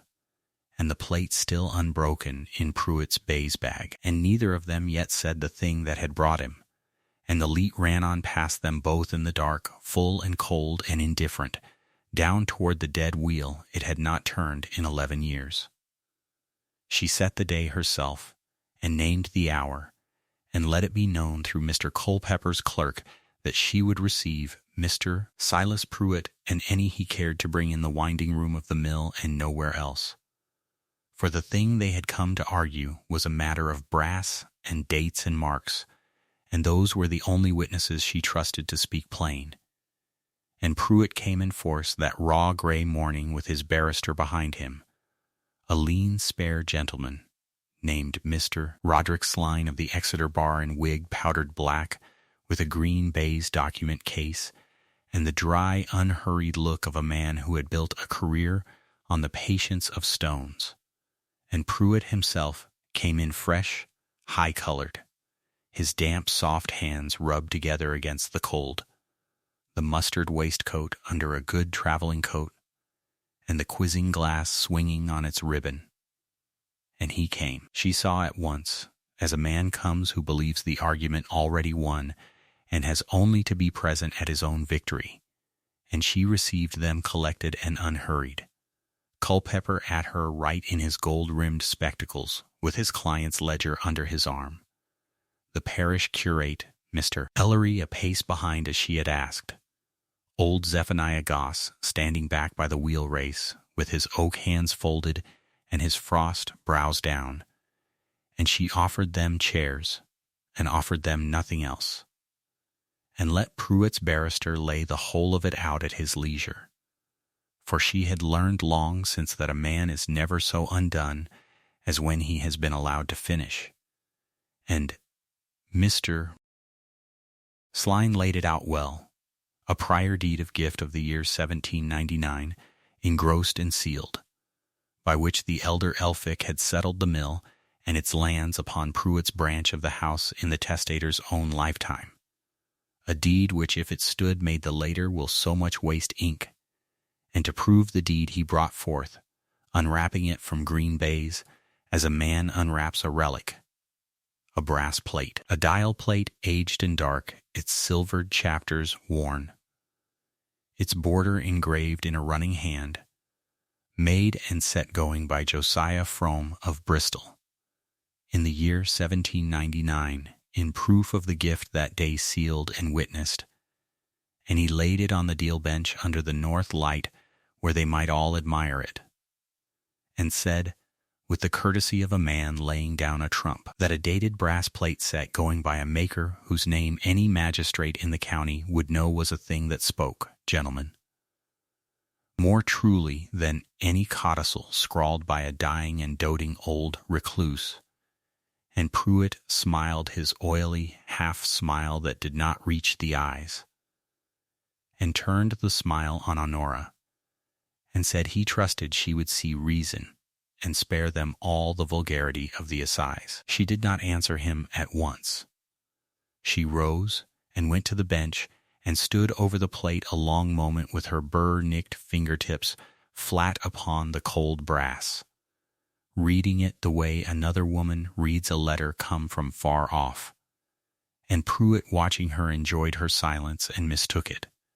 For the silence was not defeat, but count. She was,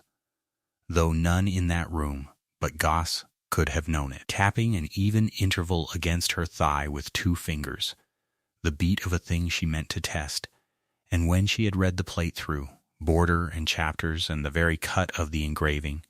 she said evenly that she thanked Mr. Slyne for a case so clearly stated,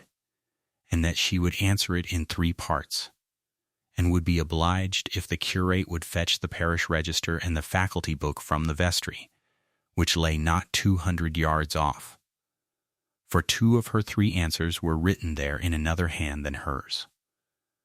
And Mr. Ellery went, and while he was gone she took from the shelf her great-uncle's cramped ruled notebook and laid it open beside the forged plate, and began. The first answer, she said, was the movement itself. The plate declared this clock made and set going in 1799, and the works above their heads, the going train, the striking work, the escapement that any man might climb and see, carried a dead-beat escapement, an anchor scored and jeweled to drop dead upon the tooth without recoil. And she asked Mr. Slyne, courteously, whether he knew when such an escapement had come into the hands of country-makers, and did not wait for his answer, but gave her own from the ringed page of the notebook in her great-uncle's hand, the date lines set down in his own cramped column, that the dead beat was a town invention, a cathedral and observatory refinement kept close in London and Bristol shops for a generation, and that no country hand on the edge of a Devon moor had cut and set one going in this frame in 1799. For the frame itself, the pivot holes, the bushing, the very replanting of the wheels told a later hand and a later year. A movement, she said, cannot lie about its own age any more than a tree can lie about its rings, and this one was younger than the plate that claimed it. The plate was engraved to flatter a clock that did not yet, on the day it named, exist. And Slyne's dry face did not change, but he made a small note. If you have ever stood in a place that others walked past and gave up for dead, and felt under your own hand that it was not dead, but only sleeping and waiting to be read by someone who knew its language, then you already know the quiet, stubborn faith that carried this woman through that cold gray morning. And I hope you will stay by our fire a while and hear the whole of how it ended. And if the telling warms you, set a light in our window by subscribing, so the next soul who needs a slow, true tale can find it burning. The second answer, she said, was the maker. The boarder named Josiah Frome of Bristol, a celebrated name, a name to make a magistrate nod, a name Mr. Pruitt had chosen well and chosen carelessly, for she had here her great-uncle's own book of maker's marks and hallmark date letters, and she turned to the Bristol Leaf and read them the plain public fact that Josiah Frome had died. She gave the year, and the burial, and the very church. Some 6 winters before the day this plate declared him bending over his bench to set this clock a-going. A dead man, she said, quietly, sets no clock going, and signs no gift into brass. And if Mr. Pruitt would have his forged maker at least draw breath, he ought to have opened a directory before he opened his purse. And further, she said, and here she set her fingertip to the notebook, the true hallmark upon the back plate of the old movement, which Goss and she had read together by lamplight and copied fair, was not Frome's punch at all, but the punch of his successor and his date letter, a different mark by a different hand in a different year, so that the works themselves in their honest silver bore the name of the man who really made them, and gave the lie to the name engraved to be admired. The movement, she said, was signed twice over, once truly in the metal, where no forger thinks to look, and once falsely, on the plate, where every forger writes. And Pruitt had stopped rubbing his hands. The third answer, she said, and here the curate had come back breathless with the vestry books under his arm, was the bell. The plate declared the gift proved and sealed, and the new clock set striking on its day in 1799, striking, mark it, upon the great tower bell that hung then as now above their heads, and she opened the faculty book at the leaf Mr. Ellery's own predecessor had written and read it aloud in her level voice, the churchwarden's minute and the founder's receipt together, that in that very summer of 1799, the great bell of the parish had been taken down cracked and carried by wagon to the foundry to be recast, and had not hung again in the tower until the spring following, a full 3 seasons. So that on the day the plate so lovingly commemorated, there was no bell in the tower to strike at all, no bell to sound the gift, no bronze in the whole frame, but empty air where the founder's men had left a hole against the sky. A clock, she said, folding the book gently shut, cannot strike a bell that is 30 miles off in a casting pit, and a plate that says it did is not evidence, gentlemen. It is a confession. And then the winding room was very still, and the water slid along the leat outside indifferent to them all, and Mr. Roderick Sline of the Exeter Bar drew off his spectacles and polished them with a slowness that was its own kind of speech, and said at last, in the dry level tone of a man who has spent his life among true dates and cannot in the end betray one, that he had been retained upon an instrument represented to him as genuine, that he was satisfied upon each of the 3 heads the lady had named beyond any argument he would care to carry into a court of record, and that he must, as an honest man of the robe, withdraw from the matter and advise his client to do likewise, and to consider very gravely what other names besides Frome's had been forged that morning. And he gathered his green baize case and bowed to Honora, a real bow, the bow one craftsman gives another, and went out into the cold. And Silas Pruitt stood alone in the middle of the floor, with the brass plate face up on the bench like a thing that had turned in his hand and bitten him, and he blustered that it was a conspiracy of a country solicitor and a hedge mistress, that the works had been meddled with to cheat him, that he would have his own men, that no jury of gentlemen would take the word of a woman who filed brass for pennies over a sealed deed, and Honora let him spend it all, standing quiet by her great-uncle's open book with her hands folded. And when he had run down like an unwound train, she said only,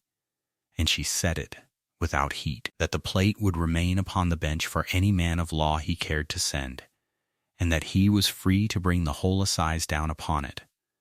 and that she would meet each of them with the same 3 answers and the parish's own books, and that she thought, on reflection, he would not, and she was right, for he did not. Within the fortnight the county had it that Mr. Silas Pruitt had let his lodgings in Exeter and settled what small debts he could not carry, and taken the London road, and did not mean to be seen in Devon again. And he was not. And the forged plate she kept, oddly, not in anger, but as a maker keeps a warning, laid flat in a drawer of the counting-house against the day some other soul should need to be shown how a thing false is told from a thing true. So the first jaw of the trap was broken by her own hand and her own eye and no others, and Culpepper, gathering his ledger, paused at the door and took her hand and said gravely that in 41 years of the law he had seen many a case won by counsel, and not one before won by a client reading brass, and that her great-uncle had chosen better than he knew, and that he was her servant, and she thanked him, and it was all she said. But the water right yet hung by its thread, for the broken deed had never touched the mortgage, and the mortgage on the leet that turned the wheel was real, and Pruitt gone did not make it less real, only left it lying about the county like a loaded thing without a hand, and it was into this second and quieter danger, 3 days after, that Gideon Harcourt came, not in force and not with a flourish, but on foot across the little Clapper Bridge at the tail of the leet with his attorney beside him, and a roll of old estate parchments under his arm, the master of Raiden in his plain dark superfine, with the black armband, graying at the temple, and he did not offer her money, and he did not offer her his protection, and he did not. Thank God, where the look of a man come to be thanked, he asked leave to lay some old deeds before her, and he laid them, and what they showed she made him prove to the last comma, for she had had her fill that week of men bearing brass and parchment and telling her what it meant. The easement of the water, said his attorney, the very right to draw the leet off the moor stream and turn it down the race and back. That right had never belonged to the mill in fee at all, but had been granted to the mill out of Raiden land by Gideon's great-grandfather generations back, granted upon a written condition set down in the old grant itself, that the water should run to the mill so long as the mill was worked, and should revert, come home entire to the Raiden estate, if ever the mill stood idle above 10 years together, and the mill, she knew as well as any soul in the parish, had stood dead and silent 11, so that the water right had quietly come home to Raiden a full year before Pruitt ever crept to a moneylender to buy a mortgage upon it. And a man cannot mortgage what the mortgagor does not own, and the debt Pruitt held was a debt secured on nothing, a lien upon empty air as surely as the plate had struck a bell that was in the casting pit, worthless, said the attorney, in any court that could read a date, and the water was Raiden's to grant afresh, and Gideon Harcourt had come to grant it, freely, for a peppercorn rent of a single clove or a single winter rose rendered at the mill door each Lady Day, upon the one condition his great-grandfather had set, and no other, that the mill be worked, and she made him prove it. She would not take it on the warmth of his face, nor the plainness of his coat. She had them out, all the old deeds, spread on the deal bench where the forged plate had lain 3 days before, and she read the grant herself by the failing north light, and then by lantern when the light went, tracing the abuttals and the covenant and the reverter clause with her burr-nicked finger, and she cross-questioned the attorney upon the running of the years, and whether idle meant unwatered or unwrought,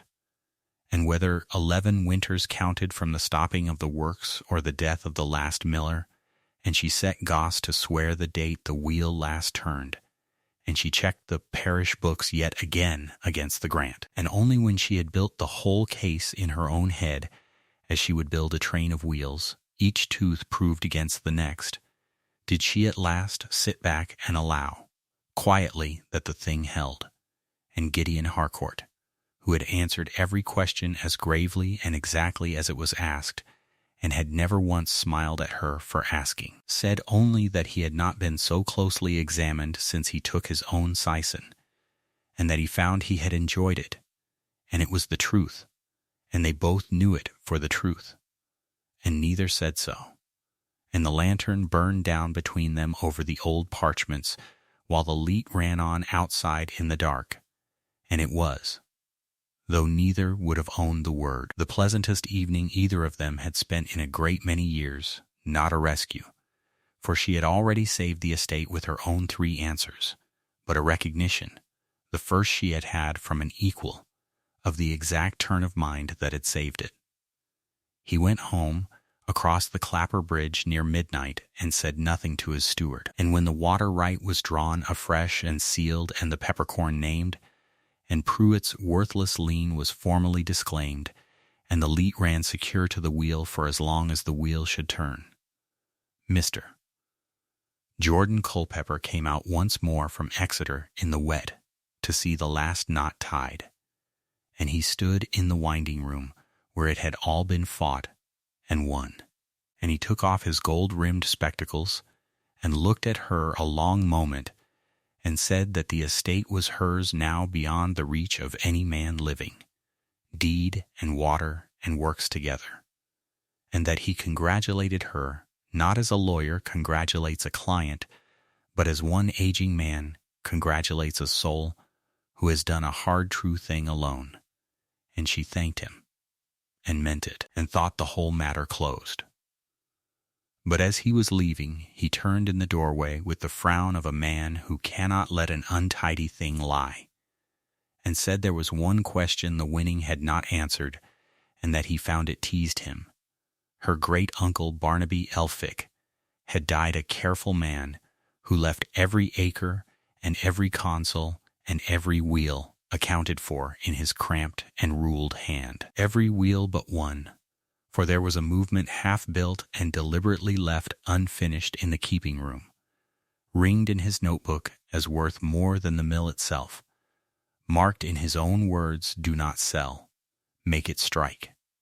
And why, Culpepper asked, would a man so exact leave the one thing he prized above all the rest undone on purpose? And what, in a house where nothing else was hidden, had the old clockmaker meant that only the finishing of it should find? And she had no answer,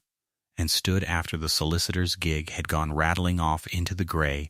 with her hand flat on the cold half-built frame and the dust-furred brass wheel beside it, feeling again, as she had felt the first night, that she had woken something that was not yet done speaking, and knowing now that the true tower clock and the true reason she and no other had been called to this ruin lay not in the trap she had just broken, but in the thing her great-uncle had left unstruck on purpose, and that she would not rest until she had finished it and heard what it had to say. And so it was that the winter closed down upon the moor's edge in earnest, an ungenial and iron-colored winter that drew the mist along the leat like a slow gray wool, and hung it in the tower's empty upper story. And Honora Vellicott, who had come to that place a stranger with a cold key in her glove, set herself to the ordering of it, as a woman sets a house in mourning to rights, not with any great show, but hour by hour, drawer by drawer, ledger by ledger, until the counting-house that had been 2 dry rooms and a borrowed cot was a place a person might live in and be unashamed. The window mended, the hearth swept. The great-uncle's cramped, ruled notebook laid always at her right hand where she could reach it in the dark, and she kept the estate's book fair, and the men in bread and the wheel greased against the frost, and she taught, for she could not help teaching, having taught other girls' daughters their scales for 11 years for pennies, only now what she taught was her own art in her own house, and the pupil was Tabitha Goss, 9 years old and freckled as a thrush's egg, the foreman's granddaughter, who had begged to be let clean the wheels, and whom Honora let, showing her how to lay the smallest pinion in a saucer of spirit and draw the verdigris out of the leaves with a sliver of pegwood cut soft, never a wire, never a file, patience being the whole of it, and the child having, it seemed, the beginning of the gift. For she would hold a wheel to the window and turn it and say, level as her mistress, "This one is not true, ma'am. It wobbles at the third tooth." And be right, and Honora, watching those small chapped hands go about the brass she herself had first learned upon at her dead guardian's knee, felt the thing she had no word for, and needed none, which was that a trade is not a possession, but a fire, and burns the brighter for being carried out of one hand into another. And she tapped the beat of it against her thigh without knowing she did so, and the circle she had gathered warmed the room against the moor wind, Mrs. Dorcas Hale, with her chatelaine of keys ringing at her waist, who had been the house's first ally and had never once looked at Honora as at an interloper. Zephaniah Goss up before light to sound the leat and clear the trash rack, weeping no longer but grave and full, and content in the manner of a man restored to the exact place God had shaped him for. The widow Esme Tarr, who had shared Honora's own dinner in the lean first weeks, and now shared her whole labor, quick and loyal, and asking nothing, and the parish curate who came of an evening to sit by the fire and be read to out of the notebook, for the marks of the old makers were to him a kind of scripture, and to Honora also, if the truth be told. And thus the household held, and the winter was born. And if you have followed this tale so far, and know in your own heart what it is to keep a thing alive that others have written off, then you understand why she would not leave the one loose thread lie. For there was a thread, and it would not lie. There was, in the matter of the great Tower movement, a wrongness she had marked on her very first night in the Tower, and had never been able to lay down, that dead-beat escapement fitted where no country hand of its day could have fitted one. And now that the fraud of Silas Pruitt was broken, and the water ran to her by Gideon Harcourt's free grant, and the estate was in truth and law her own, she had leisure at last to pull upon it. And she did. She had Goss take the old going train down from the Tower, the whole works lowered on the sheer legs he had rigged 40 years before, and rigged again now with his oak hands as steady as if no 11 years had passed, and they laid the movement out upon the trestles in the winding room where the light was best, and she went over it plate and pillar and pivot with her glass. And it was in the going of that examination, on a raw white forenoon with the frost still on the inside of the panes, that she found the thing that changed the shape of everything she had believed. For under the maker's mark on the backplate, the mark she had read a dozen times and set down in her own ruled book as the successors, the man who had followed the great dead maker and used to punch a hair's breadth different, under that, when she turned the plate to the low slant light and breathed upon it, and looked again through the strong glass, there was a second mark, older, skinned over, planished down and recut, a ghost beneath a ghost, the older stamp deliberately smoothed and the newer struck across its grave. She sat back from it and was very still. She said nothing to Goss for a moment, and then she said, "Quietly, Zephaniah, this plate has been altered. A hand has taken this movement down before us and recut its date and set a lie upon its face, and not Pruitt's hand. This is old work. This is 30 years old and more. And the old man came and looked where her graver tip pointed, and was silent a long while, and then said only, "I always misdoubted the going of her, ma'am.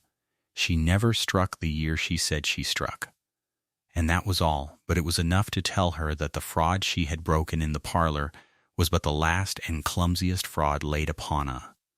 movement that had been carrying a secret in its own brass since before she was born. And here, had the tale been a lesser one, might have come the swift unraveling and the treasure and the trumpet, but it did not come swift.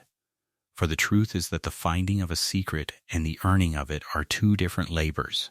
and the second is longer. And it was in the second that Honora came at last to the lowest hour she had known, lower than the will's cold reading, lower than the mortgage sprung, lower than the bank's shut door in the rain. For she had understood by now, from the ringed and underscored page of Elphick's notebook,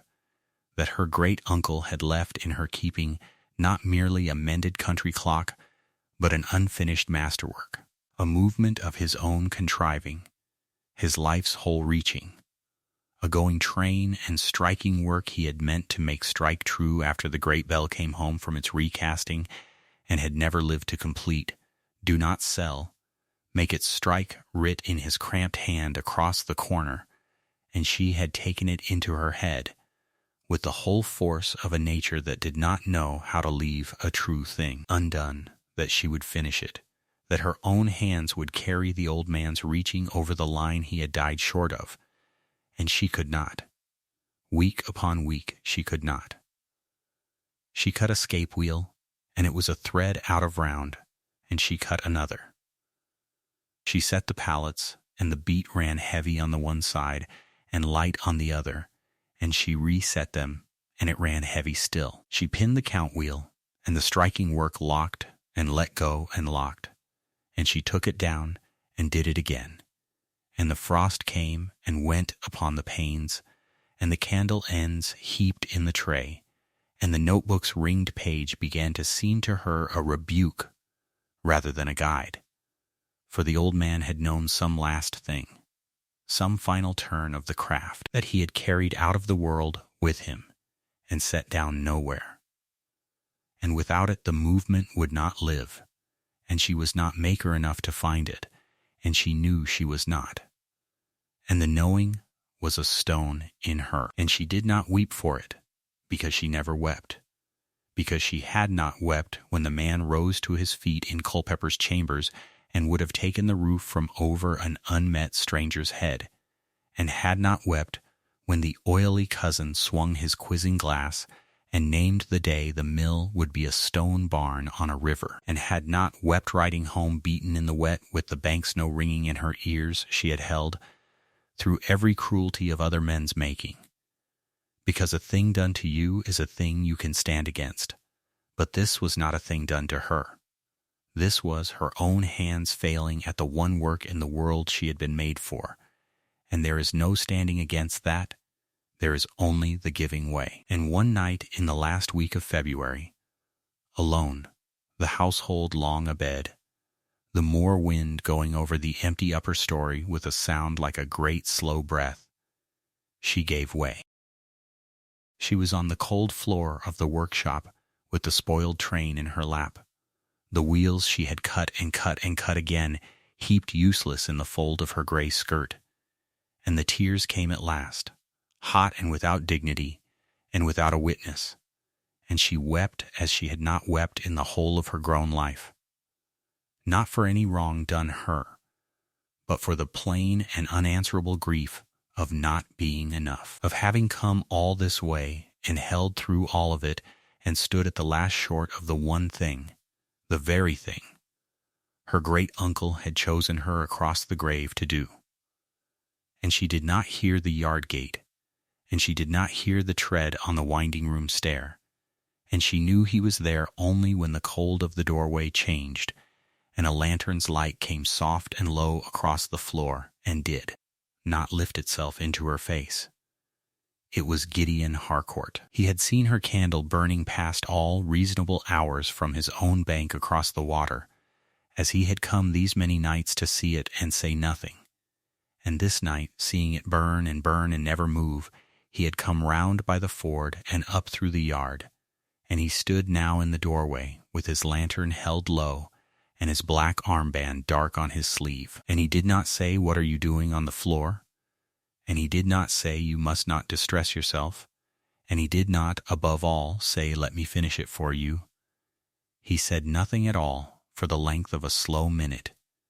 And then he came in and set the lantern down at a little distance where its light would not accuse her, and he lowered himself to sit upon the cold boards beside her, not touching her, his forearms on his knees, looking as she looked at the ruined wheels in her lap. And after a time he said, in that slow, quiet baritone, "My father spent 9 years draining the West Meadow, and never once got it to lie right, and cursed it every spring. I finished it in 2, and men said I was the cleverer man, and I was not the cleverer man. I only had my father's 9 years of getting it wrong to stand upon, and the meadow did not know whose hand it was. It only knew it had been worked long enough at last." And then he was quiet again, and let it be quiet, and did not press the meaning of it upon her. And they sat so a long while on the cold floor, with the spoiled train between them and the wind going over the tower, and something in her that had been drawn wire-tight for 4 months let down a single turn, not because he had solved anything, for he had solved nothing, but because a grief carried alone, and a grief with a body sitting beside it in the cold, are 2 different weights, and he had made it the second kind by the plain fact of his sitting there and asking her for nothing at all. She dried her face at last with the heel of her ink-stained hand, and she looked at the wheels in her lap with new eyes, or with old eyes rested, and she said, half to herself, "He did it wrong the same way I am doing it wrong. He wrote the fault down, and I have been reading past it, taking it for the pattern when it is the warning." And Gideon did not know her meaning and did not ask it. And she did not explain, but something had turned. And in the gray of the next morning, having slept 3 hours and risen with the notion still bright in her, she took the notebook to the window and did the thing that undid the knot at last, which was to read the ringed page not as a maker's diagram to be copied, but as a maker's confession of where he had gone astray. The underscored numbers, not the recipe, but the wound, and turning it over, restless to the very back leaf that she had 100 times taken for blank or for idle scribble, she found the second discovery. For the back leaf held no diagram of any movement at all. It held a column of figures, beat counts she saw, the tale of an escapement's beats to the minute, to the quarter, to the hour, and they made no clock she knew,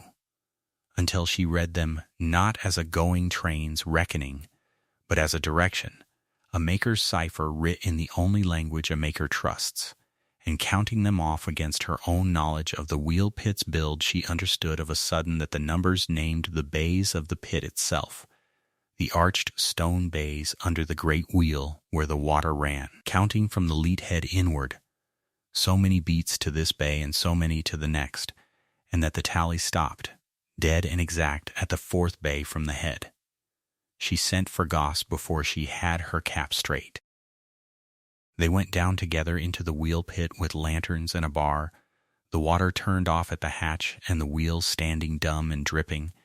and they counted the bays as the old man's cipher counted them, 1, 2, 3,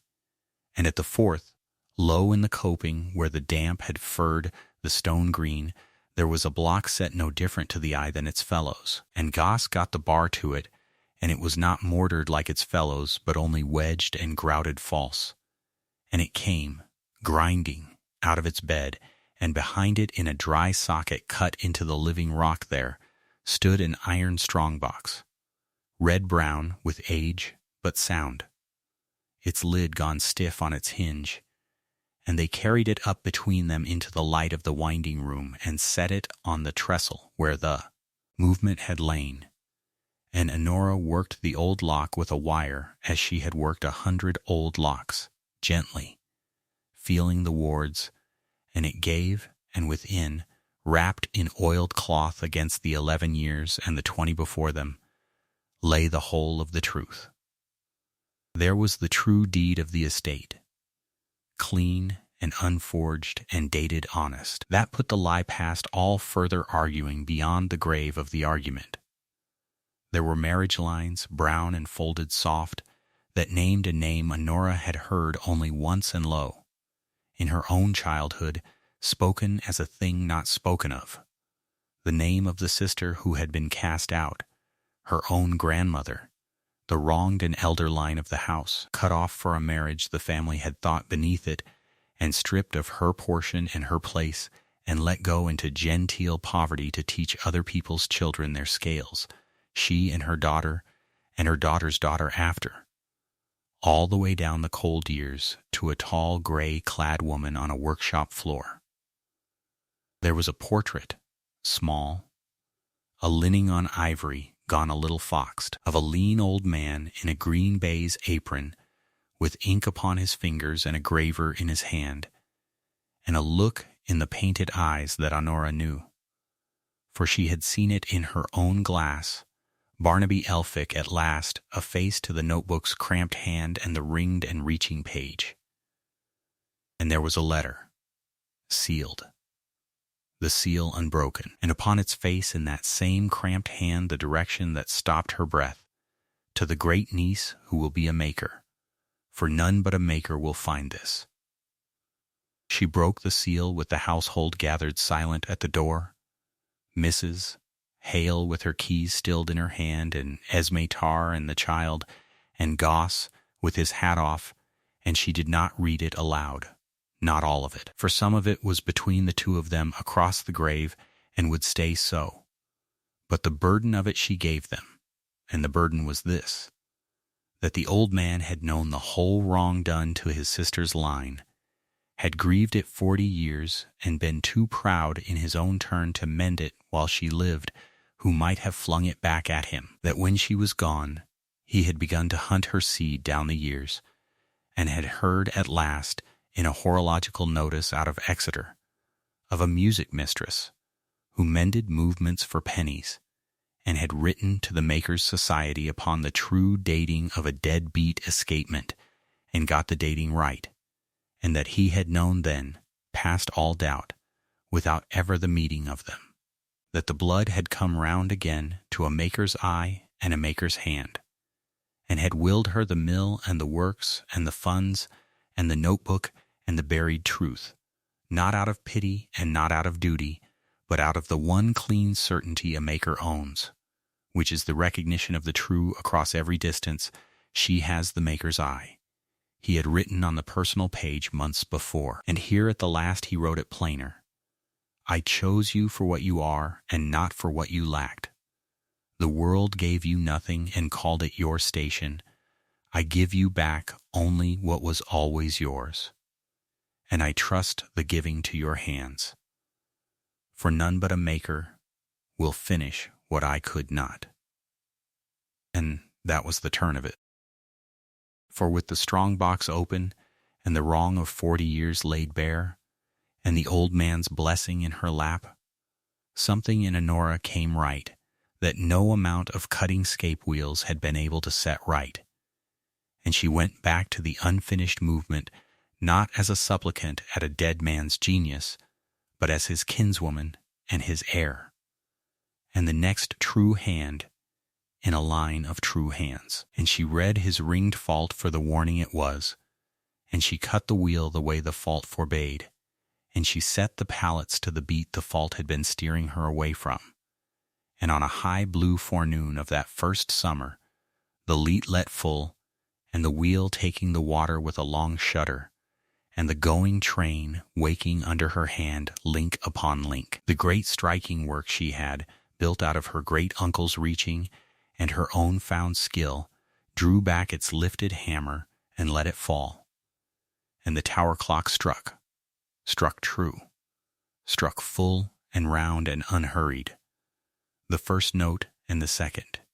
and the whole tale of the hour rolling out over the leat and the mill yard and the valley and the water, the first striking of that dead movement in 11 silent years, and Goss went down on the trash rack with his frost-browed head in his oak hands, and the child Tabitha clapped, and then went grave, feeling the size of it, and across the valley they came out of the Raiden fields to stand and look at the tower they had all given up for dead. And Gideon Harcourt on his own bank took his hat off to it and to her. And the world moved after that, as the world moves when a true thing is at last let sound. The commission came. The great house at Exeter that furnished the assize town's new turret clock heard of the Moor's Edge mill that had woken its own dead giant, and sent a man. And the man watched her hands an hour and asked her 3 questions and was answered, and the order was placed, the whole striking work of the new court clock to be cut and finished at Elphick's mill. And where there had been 11 years of silence and a stone barn on a river, there was now labor and wage, and a future 40 families of the hamlet kept in bread by the wheel that turned again. The widow Tarr sat over the cleaning room, Goss over the pit and the leat, the counting house busy, the leat's free water running to her by the honest grant of the man across the valley, and the men who had laughed at her name, the very men, as the tale foretold you at its beginning, sent up to her tower now to beg the hour set true against their own poor clocks, and paid in gold to be told, courteous and level, that she did not take such work, having a court's whole striking to build. And Gideon Harcourt courted her. If a thing so unhurried can wear so quick a word, Gideon, who told her at last, one long autumn evening when the trees over the leat had gone to copper, that he had first marked her not at her ruin nor across the water, but a year and more before either, at a county music meeting in Exeter, where she had sat at the instrument and played a slow, true air, and never once looked up to be admired, and that he had asked her name of a neighbor, and been told only, a music mistress, nobody,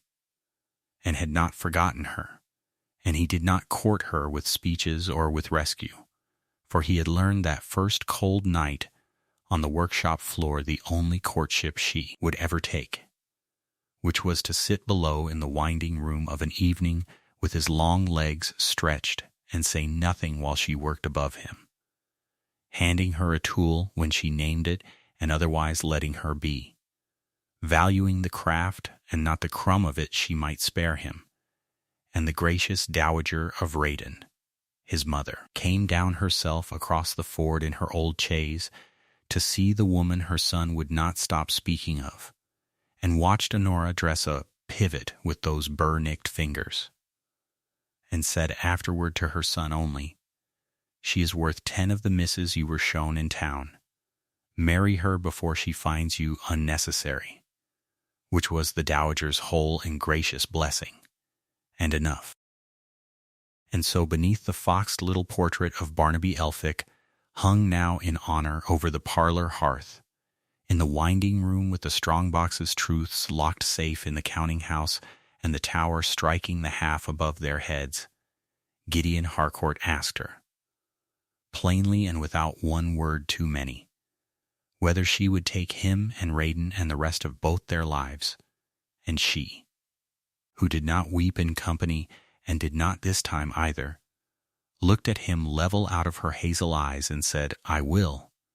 and then, because she was who she was, tapped the beat of her own glad heart once against her thigh without knowing she did it. And he saw her do it, and understood it, and loved her the more. They were married in the parish church that clear autumn, quietly, as she did all things. No great show. The tower clock she had woken striking the hour over the churchyard as they came out into the pale sun, Mrs. Hale weeping Frank into her apron, Goss straight and grave in a black coat 40 years old, and brushed to a shine, Esme Tar and her children in new bonnets Honora had bought them, the child Tabitha strewing the path with the last of the year's flowers. Culpepper come out from Exeter in his gold-rimmed spectacles to see the great niece he had reached too late reach at last her whole inheritance, the Dowager Gracious in the front pew, the curate joining their hands. The whole gathered cast of that long patient labor ranged about the two of them, and of Silas Pruitt there was no sign and no word, he having fled the county the day his forgery broke, and being, by all report, gone to whatever cold lodging waits for a patient, greedy man who wagered on a woman's ruin and lost to her craft. And in the spring of the year that followed, the tale coming round to where all such tales come round, Honora Vellacott that was, Honora Harcourt now, mistress of the mill and of Raden both, and answerable to no man for the water or the wheel or the worth of her own two hands, went down of a soft green morning into the mill yard alone, and knelt at the mossy coping of the wheel pit where the strong box had lain, and where the empty socket in the living rock was now filled back honest, and laid her ink-stained fingers on the wet stone. And above her the works her great uncle could not finish, and she could struck the hour true across the whole waking valley, note upon note, over the leat and the moor and the copper-budding trees. And she thought of the old man she had never met, who had chosen her across the grave for exactly what she already was, and of the long cold line of cast-out women behind her, and of the man across the water who had sat beside her on the floor and asked her for nothing. And she did not weep, but she smiled, kneeling there at the coping with the water going by. And that is nearly the whole of it, though not quite, for a tale like this one is not truly about a clock, nor about a mill, nor even about a wrong put right after 40 patient years. It is about the plain and stubborn truth that the world is full of ruined things everyone has given up for dead. The stopped works and the choked leat and the silenced tower, yes, but also the cast-off woman and the unmet kinsman and the gift that goes unrecognized down the cold years, full of them, every valley and every parish of it, and all of them, every one, only ever waiting for the one pair of hands that will not walk past. And the question the tale leaves in your own keeping, to sit with by your own fire tonight, is this: when your ruined thing at last was let to sound, which was it that carried you over? The one soul who looked at you and saw the Maker's eye when every other soul saw nobody, or the will in your own two hands that simply would not quit the work? And if there was such a one, the great uncle across your own grave, the grave landowner on your own far bank, the old foreman who prayed to be asked. Name them for us below, in the comments, the one who looked at you when no one else in the world would, for they ought to be named and thanked while there is time, and stay by our fire a while yet, for next week we go out again to another gate and another cold key, and another stranger's name in a hard will, a woman left. By a great aunt she buried a debt to, and never knew, a shuttered coaching inn on a dead post road that the mails forsook 30 years gone, its yard grown to nettles, and its great arch stopped with a fallen beam, and a locked strong room above the tap that 3 heirs before her swore held nothing but dust. And you shall see, if you keep the light in the window with us, what her one particular skill will make of a house the whole road drove past. But that is for next week, and for tonight there is only this last thing to see, which is the Leet water sliding on past the turning wheel as it has slid these 200 years, and the moor wind going over the tower where the true works keep the hour now, and will keep it long after the hands that mended them are still, and time itself running on over the mill and the valley and the 2 houses joined across the water, over the quick and the dead and the wronged and the vindicated alike. Running on the way water runs and wind blows, and the hour comes round, indifferent and eternal, and, to those who learn at last to read it true, unaccountably kind.